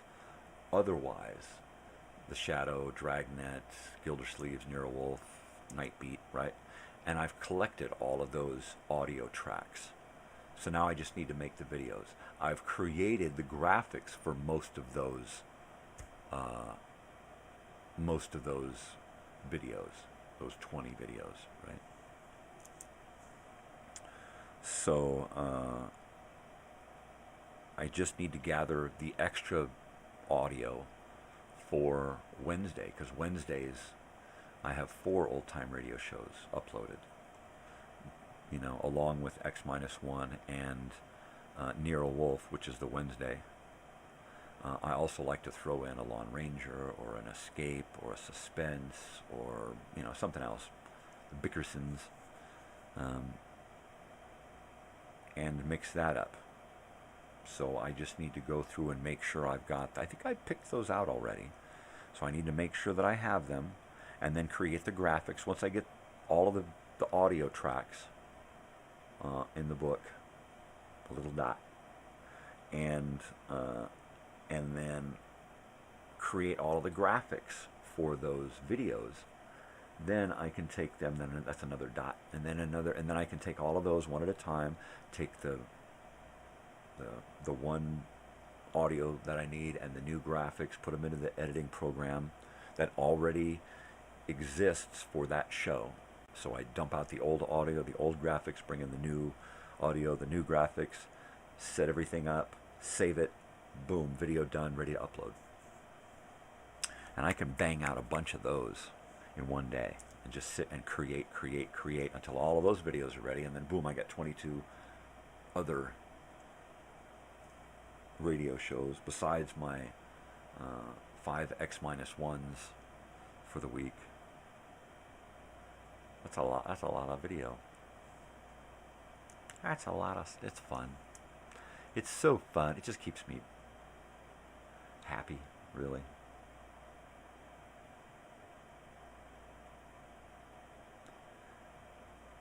Makes me a happier guy at home, I think, too, you know, because I don't just sit around and mope and cry and snivel about my pain. You know, I get a lot of pain sitting here too long, but you know, I'm focused in on something, so I'm not just worried about pain and doom. Right, eyebrows wiggle. Yeah. So I mean, some days I'll get up at 4 a.m.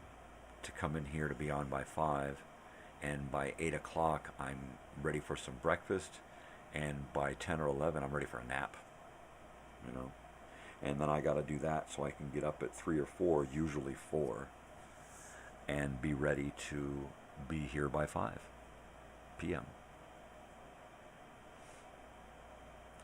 Sometimes I'll get done with this in the morning, and I'll get right in, after I eat and watch a little TV, I'll get right into making videos.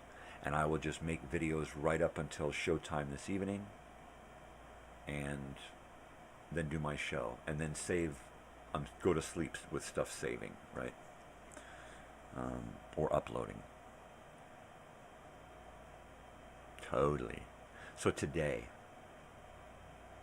I've got 8 videos to upload, and I have to create 2 of those.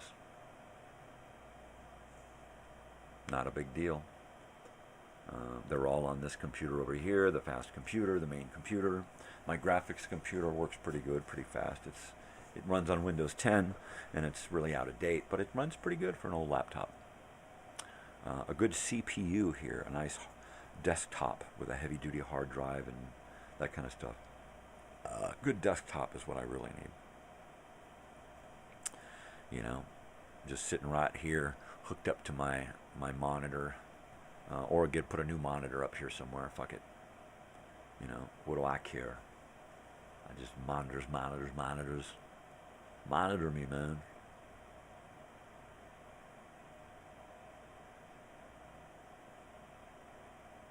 It's about my 3rd hour here that I start feeling a little tired.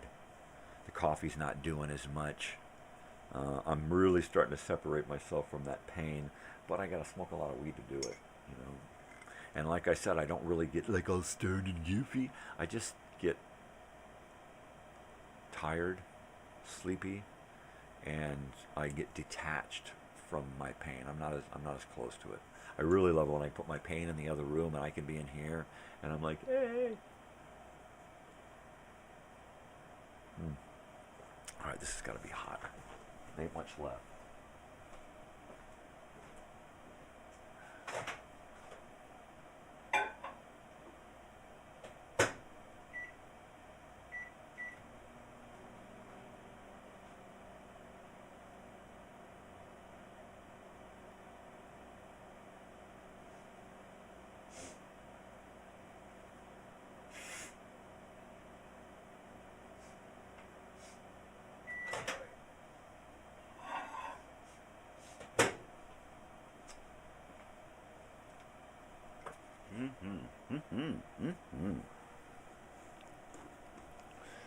Totally. All right, no wedgie. No wedgie. Yeah, so projects. I've got to get some projects done so I can start some new projects. I think, therefore I am what I am. I'm going to run an under the floor stabilizer here where my big wooden cabinet is, and try to get, that means that I may have to dismantle the top part of that cabinet and pull it down for weight purposes. But I want to get a brace up underneath the cabinet where I want to install a new wall to support my ceiling better, because my ceiling in the center of the house here needs to go up at about 2.5 inches in order to be balanced with the walls, right? Ugh, it's hideous. So if I can do that, right, work on the floor, work on that new wall, try to get everything enclosed so that I have a separate room here, not just this cabinet dividing, and then have it built so that cabinet can be removed and that wall be drywalled up completely, so that it does create a room here with a nook for a sofa or TV area or something, right? So get that done. Once that done, and I need to get out and do some paving stones and create a kitchen outside. And the paving stones will probably be the easiest. And then I'll build some kind of counter cabinet, or buy something from the swap meet that'll fit the bill, something that I can cover and enclose because of the rain, but something that you can open up and use and have an oven and a microwave oven and burners, electric burners and stuff, and a place for pots and pans, seasonings and things. So you can just take the refrigerator stuff out and cook. Have a place in here next to the fridge where we can do prep work, but and cook coffee and toast and microwave and that kind of, but mainly have most of the cooking stuff outside, right? So that when we get to that point, I can start demolition on my kitchen and rebuild it from the floor up. Little projects, yeah, little.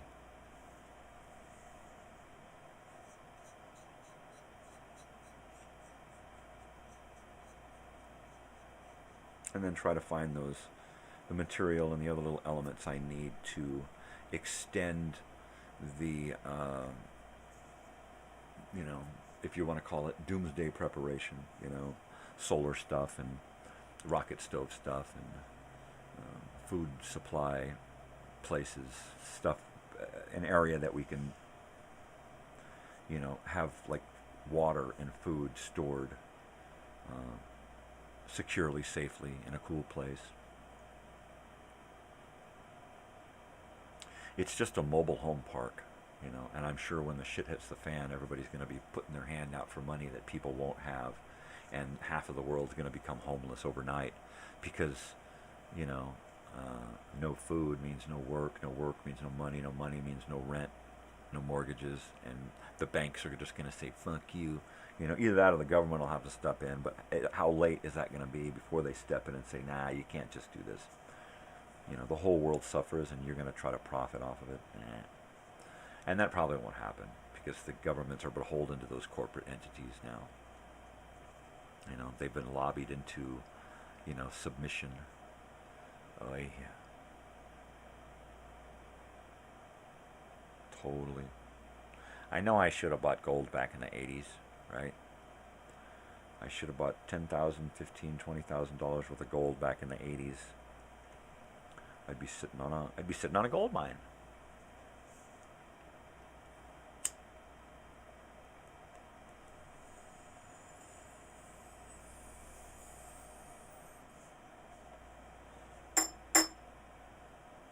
Totally.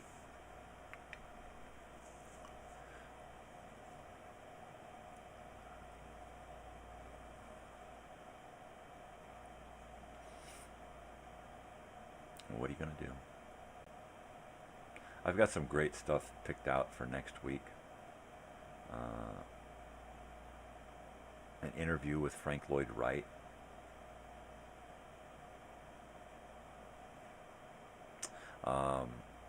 A small educational film with the great-great-great-grandson of Geronimo, right? It's called Geronimo Jones.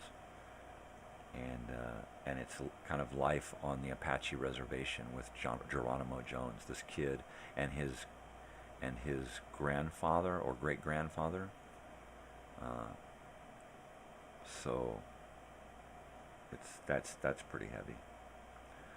There's also one called Silver Caravan, where it's like a travel log type TV show from the 60s, I think, and or 50s, and it talks about Airstream trailers and people who kind of caravan around the country and have that trailer lifestyle, right? Back then, before it was, all that it is now.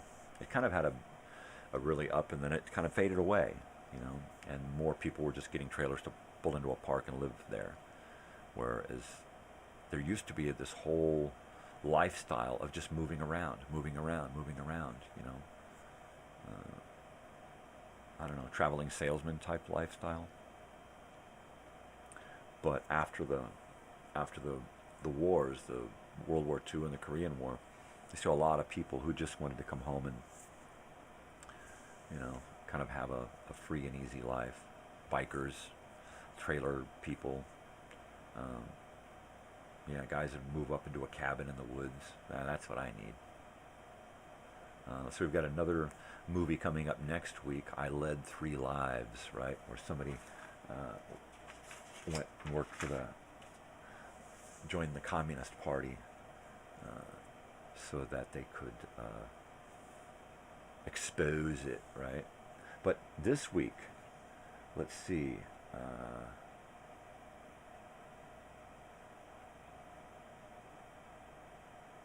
I guess Einstein did get uploaded to YouTube. I think it was another one that got denied by YouTube. It looks like this one was good.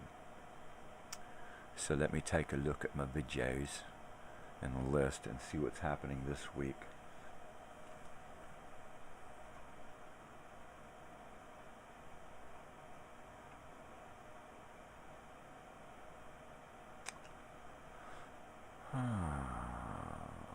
Manage videos. Let's see. But Friday, we've got Nobody Ever Died, right? Which is a great educational film, kind of a humorous, sarcastic, satirical look at growing old in America, right? Conformity, tipping the scales. Conformity. There's one. Police Station, Nova, Einstein. Okay, so it looks like Einstein did get accepted, and it was that other one, Ancient Astronauts, the case of the Ancient Astronauts. That one didn't get accepted, so I'll have to find a new one. I kind of thought that one was neat because it'd really go hand in hand with the In Search of stuff that I'm able to upload. But Police Station tomorrow is a TV show. Captain Midnight today at 4 is a TV show. In Search of Psychic Detectives tomorrow night at 8. Wednesday at 4, Tipping the Scales, which is a Canadian look at obesity, I guess, in the United States and Northern Hemisphere here. And then at 8 on Wednesday, the Harvey Korman Show, which that's pretty heavy that I'm able to use that. And so we'll see. But that one probably won't be around long. It's a TV show. So I'll probably ditch it after a while. Because I'm just here to share this stuff with you. It means more to share it with you for a time. It's borrowed, so I'm not going to claim ownership on any of this stuff, really. The educational films, I will leave there because they're educational films, and they should be there. And if I get no copyright harassment about them, then I'll use them. But, man, I'm getting hungry all of a sudden. I'm glad there's only a half hour left. Because I'm thinking about a bagel and some fresh lemonade. Some fresh pink lemonade. That'll be good. Yeah. A bagel and cream cheese. And that ought to hold me over until lunch. Or dinner if I go right back to sleep, right? I should get up and... if I take a nap, I should do it soon. And get up by lunch, or at least by 1, and eat something. I have a bad habit of only eating one meal a day and a couple of snacks. My daughter keeps giving me the beat down about it. She's like, you need to eat more. You're not eating enough. You're only eating one meal a day. Better eat more. You're going to shrivel up and die. She's right. So I wind up eating a big meal during the middle of the day, and it'll be something bad, like a big cheeseburger, you know. But I'm eating. But then if I go to sleep, I'll miss a meal or two, you know, and that's just, or two. Did I say two? Or two? No, that's no bueno. It's no bueno. Yeah, my pain is, while it's really harassing, I don't give a shit so much about it anymore this morning.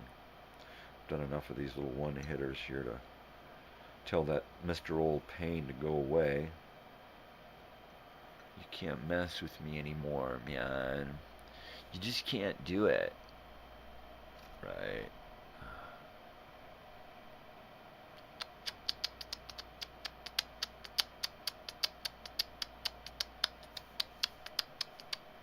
Oh. Right. Wow, Highway 71 just popped into my head for some reason. The 91 and the 71 coming down out of Chino, right? And right there is the Prado Dam, right? The big dam there on the 91 that says 200 years of freedom, right? And it's just recently been repainted since 1976. They finally repainted it. Why? Because 2026 is on the horizon. And what does that mean? That means 300 years? No, 250. That's right, because that's the 200 years. So this will be 250, right? Bicentennial. And what does that mean? Sesquicentennial or something? I don't know. But 250, that should be a number. That should be celebrated. Just like the Hollywood sign just had a 100th birthday, right?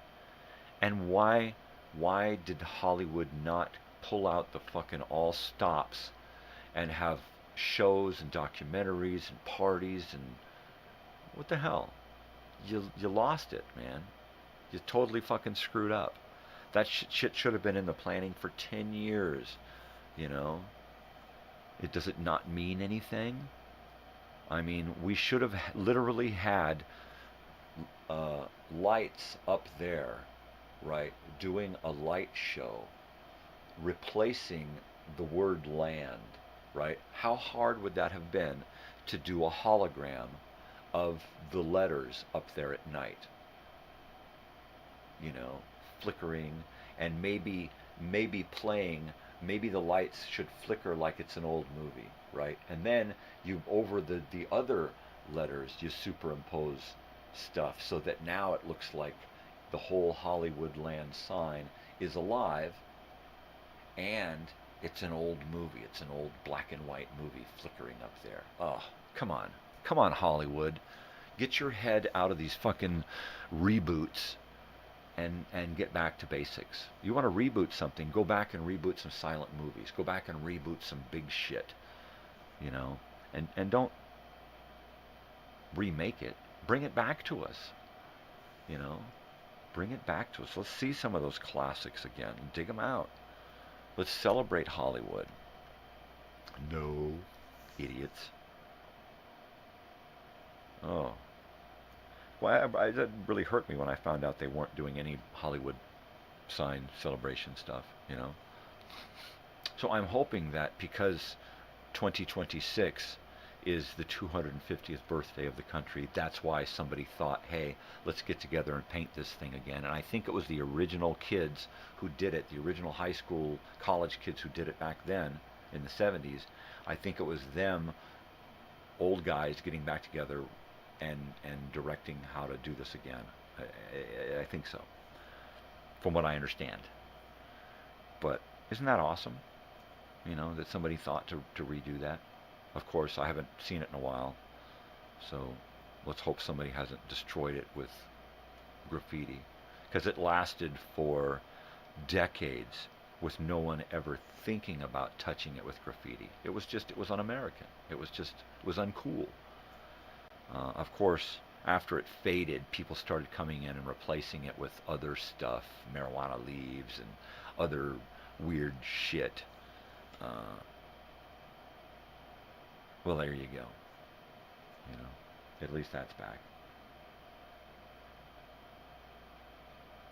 Yeah, that's, you know, if I'm just some simp guy, some simple, you know, guy with MacGyver tendencies, who can sit here and think up a way to bring that Hollywood and Hollywood land sign to life, off the top of my head, why couldn't all of these big fucking dollar brains fucking do that, right? It would not take much. Imagine the amount of tourism just to come, and people would just be in awe of that thing from all over the area because it would be lit up so bright, right? And alive, flickering. With the sky things all around it, you know, those big lights. Psh, boy, they really humped the bunk on this one, man.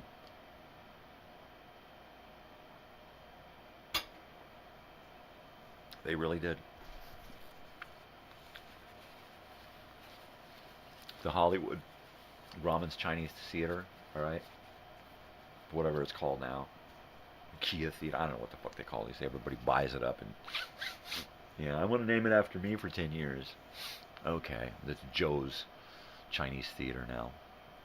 So that places in Hollywood, downtown, they should have movie premieres, you know, 100 years after they premiered in Hollywood. Why didn't somebody set that up? Okay, this week we're premiering this Clara Bow movie from 19 whatever, right? Well, hello, hello. Why aren't we doing Hollywood Bowl stuff, right? You got the Hollywood Bowl. Why not do a movie premiere there? You know, with the fucking Hollywood sign right there. I mean, I was there. I saw the moon and the Hollywood sign and the observatory all right there within the Hollywood Bowl. You got a perfect picture. Boy, they just, you know, they're worried about making reboots of crap that nobody wants to fucking see. You know, nobody wants to see this crap. And nowadays they're just making garbage. There's 1 in 100 that's a good movie, and I'm not going to dig through the garbage to find it. You know, because after 50 garbage movies, it's like, fuck it. No, I'm done.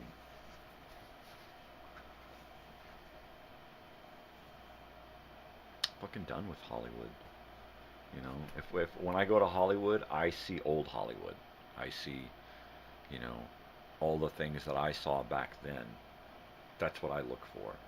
I don't think about who's who and what's what today in Hollywood with today's generation of Hollywood, because it's crap. It really is crap. The actors and actresses are crap.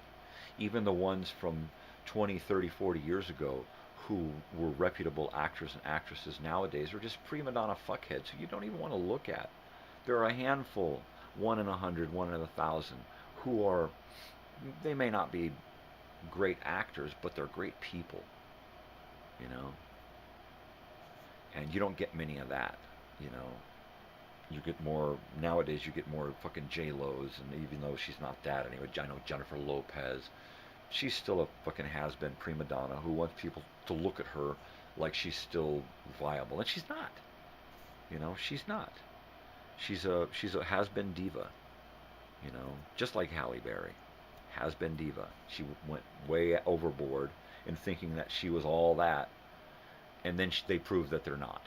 And most of New Hollywood has done that, and most of old Hollywood who tried to make it into New Hollywood just fell flat. Poor Hollywood. What a sad state of affairs. I'm looking here. Nighttime Nonsense and Nostalgia is episode 46 tonight. Nice. The shows are really fun and easy. I mean, even if I get on there late, it doesn't matter. I mean, it's not like I'm running over into somebody else's show. I mean, I just do my 1 hour show. Sometimes it's a little more, a little less, but it's about an hour show, and it's fun as hell. You know, the easier the show becomes, the more comfortable I have, the more comfortable I am in the whole presentation of the show. In between songs, I feel more wit, you know, and I'm able to just kind of talk off the cuff about stuff. And then I've got these great books here that I like to read about the musicians and the songwriters and stuff from way back then. So that's cool. You know, actual books on music and jazz and stuff. And that's neat. And these are books that I just happened upon in collections of books that I buy and grab from other people, you know. It's like, oh wow, swap meet, yeah. Oh wow, it's a box of books, yeah, I'll take that. A free box of, yeah, sure, throw at me. You know, and I get old crap. You know, old stuff. Or I will go out and specifically buy old books because I want them in my collection. You know, I got to go out and do some book shopping again. That long list of things that I got to do. I got to get into some 8-tracks. I got to get a working 8-track player. I've got 28 tracks and 24 8-track players, right? Recorders, and I can't find one that works suitable enough to use every day. And I need one. I need my is it this one? Yeah, I think it's this one. This Panasonic up here. I need that one to work because that one's got the stop on it. That when it gets to the foil tape, it stops. And I can use that to play and test my tapes. And that's really important. I can fix a tape, get it all put together, stick it in there, test it, listen to it for tension, play it a couple of times to see if it goes through a few tracks and gets that tension balanced out so it plays good. And then it stops on the foil and I can, have all of the foil exposed so I can see, yeah, this one's been replaced, it's good. Bing. Clean them up, bag them in plastic, shrink wrap them, whatever. Turn them into rebuilt, used tapes. Slip my card into each one, I mean, that right there, that's some good money right there, especially in a tourism town where you got a lot of people. I get probably 3 or 4 million now coming through town every year. It used to be 1 million, and then it got up to 1.5 million, and then 2 million. This is the park, the people going into the park, right? The national park. So these are actual counts, right? Actual numbers. And yeah, we're way up over 3 million now per year. And the town shows it every day now out in town. It's packed. We've got so many Airbnbs now. So, yeah. A lot of tourism. And that tourism dollar. If I was a greedy capitalist kind of guy, I'd be out there every weekend at the end of my street here on the highway with a canopy set up, my van opened up, and 8-tracks and LPs and 45s and video cassettes and everything out there for sale because I got it all. And it's just money in the bank. That's all. It's just money in the bank. A lot of it is for me personally to have, but you can't take it with you. I'm not going to have it forever. I have it, I keep it, I use it, I enjoy it, I pass it on, whether I sell it or give it away, But I got a ton of it. I mean, I got thousands of records over in a garage. I got hundreds of VHS packed away. I've got hundreds and hundreds of DVDs packed away. I'm never going to watch all of this stuff. I'm going to keep the good stuff, the favorite stuff, and then the rest of it's just off, It's just off. And anywhere, I can walk anywhere in my house and pick up an old book, an old case. This is an 8-track case, right? So we take it like this, and we open it like that, and it's filled with 8 tracks, right? This 8-track case contains, this is a good one. This one has Kansas, Pink Floyd, Wish You Were Here, Aerosmith's Greatest Hits, Dire Straits, the first one, Van Halen, 1, the Mamas and the Papas, 16 of their greatest hits, Rush, 2112, Rush, Permanent Waves, Rush, Fly By Night, Led Zeppelin Presence, Led Zeppelin Physical Graffiti, Steve Miller Band's Greatest Hits, Billy Joel Glass Houses, Electric Light Orchestra, ELO's Greatest Hits, David Bowie's Young Americans, The Best of Bread, Volume 2, The Best of Bread, Volume 1, The Blues Brothers, Briefcase Full of Blues, right?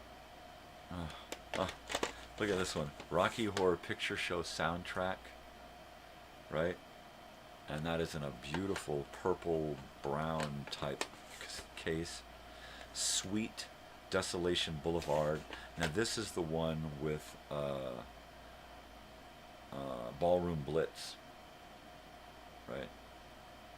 Oh, this is a good one. This is a good one. And then we got Dr. Hook, Pleasure and Pain, Jay Giles Band, Freeze Frame, and James Taylor's Greatest Hits. Now all of these 8 tracks here have been rebuilt. Yeah, they've all been rebuilt and tested, and yep, brand new foil. You can see the shiny foil in there. It's got brand new foil on it. It's got a brand new pad. Yep, this one's ready to play. All of these are ready to play. Isn't that beautiful? So this is like all over my house. Everywhere, all over my storage. Anywhere you go, I've got vintage, actual vintage, first release paraphernalia and media. And I mean, even 16 millimeter film, you know. I've got, one of my favorite things is right down here in the corner where it's cool. I've got a 2-reeler, a copy of Bugsy Malone, right? Jodie Foster and Scott Baio, right? I haven't even watched it yet. I bought it specifically because it goes with another 16 millimeter film that I have. Bad News Bears, Breaking Training, right? My brother and I saw those together on a matinee, a movie matinee one day when we were dropped off to stay busy while my father went to a job interview. So we watched those 2 movies, Bugsy Malone and Breaking Training. So I bought those 2 films so that I could relive that matinee. I haven't done it yet. I can't wait. And then I also have like all of the Dexter Riley movies from Disney. I've got all 3 of those. And I have watched those. Conrack, right, with John Voight. That's a classic. I've got that. A bunch of other ones. Just fucking crazy.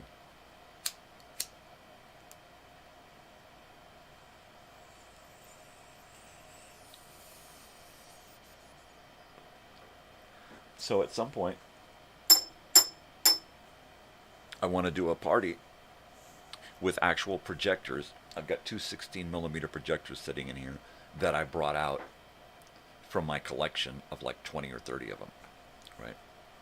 I've got like a whole couple of shelves filled with 16 and 8 millimeter Super 8 projectors. You hear the clicking? I don't know what it is. Is my house sinking? Is it my fridge making noise? I don't know anymore. I try not to worry about it. Things I cannot control.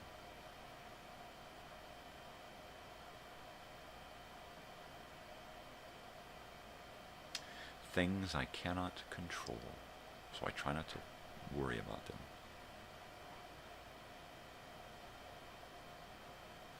I gotta go look outside real quick. Stay here.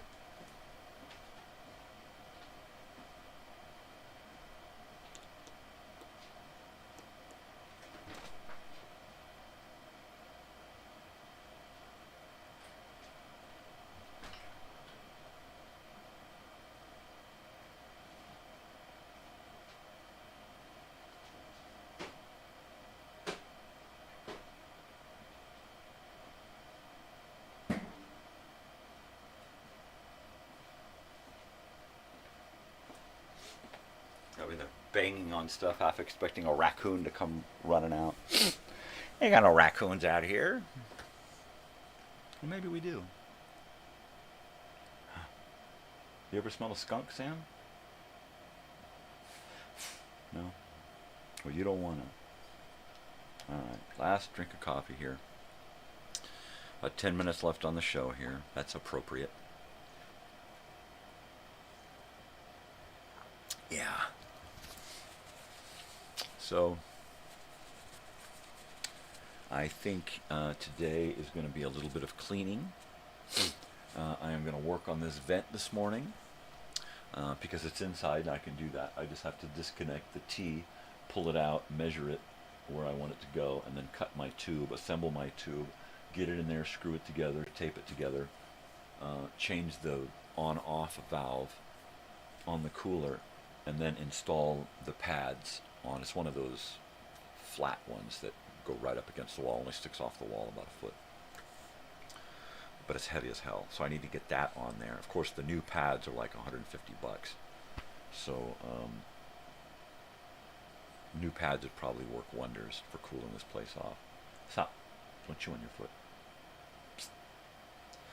So, there's that. So I'll probably work on that today and get as much done as I can. And try to get my house cleaned up here, because it gets out of control.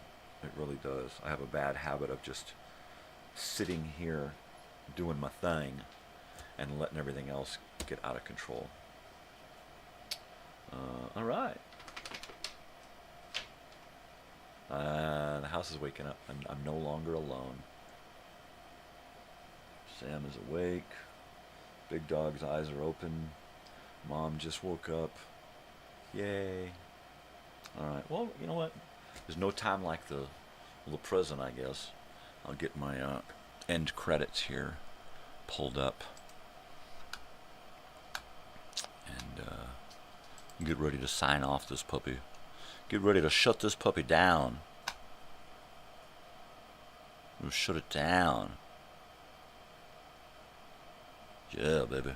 That's what I'm talking about, baby.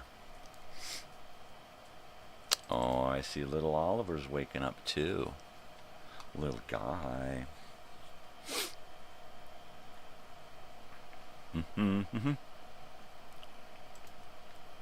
Alright. I'm gonna... Yeah. There we go. Alright. End credits are ready to roll. Hi. I'm about ready to roll. Little Oliver, you missed breakfast. Sorry. All I had was a cereal bar. But I'm going to have a bagel in a minute if you're going to stick around. You can have a little nibble. You can't have any cream cheese, but you can have a little nibble of bagel. Yeah? Okay. Might as well have a couple of more hits while I'm sitting here. And then I can just roll into my day here. You know what?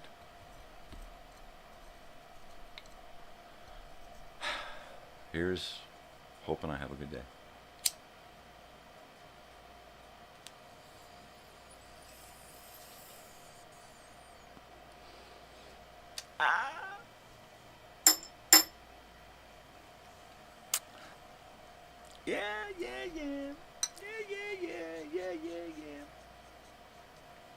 Yeah.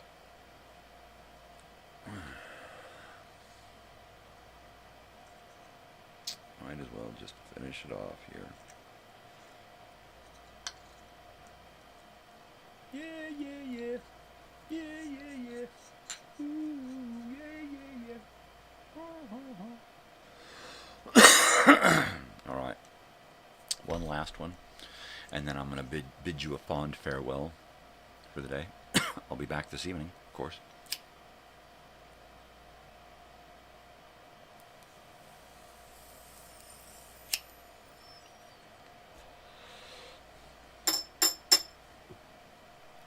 Well, it's nice. Isn't that special? All right, Payne. I will see you later, Payne. And I will see you guys later. And if not later, I'll see you tomorrow. Because I'm almost always here. I got nothing else to do. I never sleep anymore, so... At least there's this. All right? So, yeah. I think the volume is adjusted correctly on this. so I won't wig out on it. But let's see, I'll go ahead and roll this. You guys, you know, take care, be kind, spread some peace and love and kindness out there. You know, don't screw around. Get out there and do something. But most especially, stay weird, right? Because if you ain't weird, then who else is gonna be weird, right? So get weird, people. Love ya. Adios.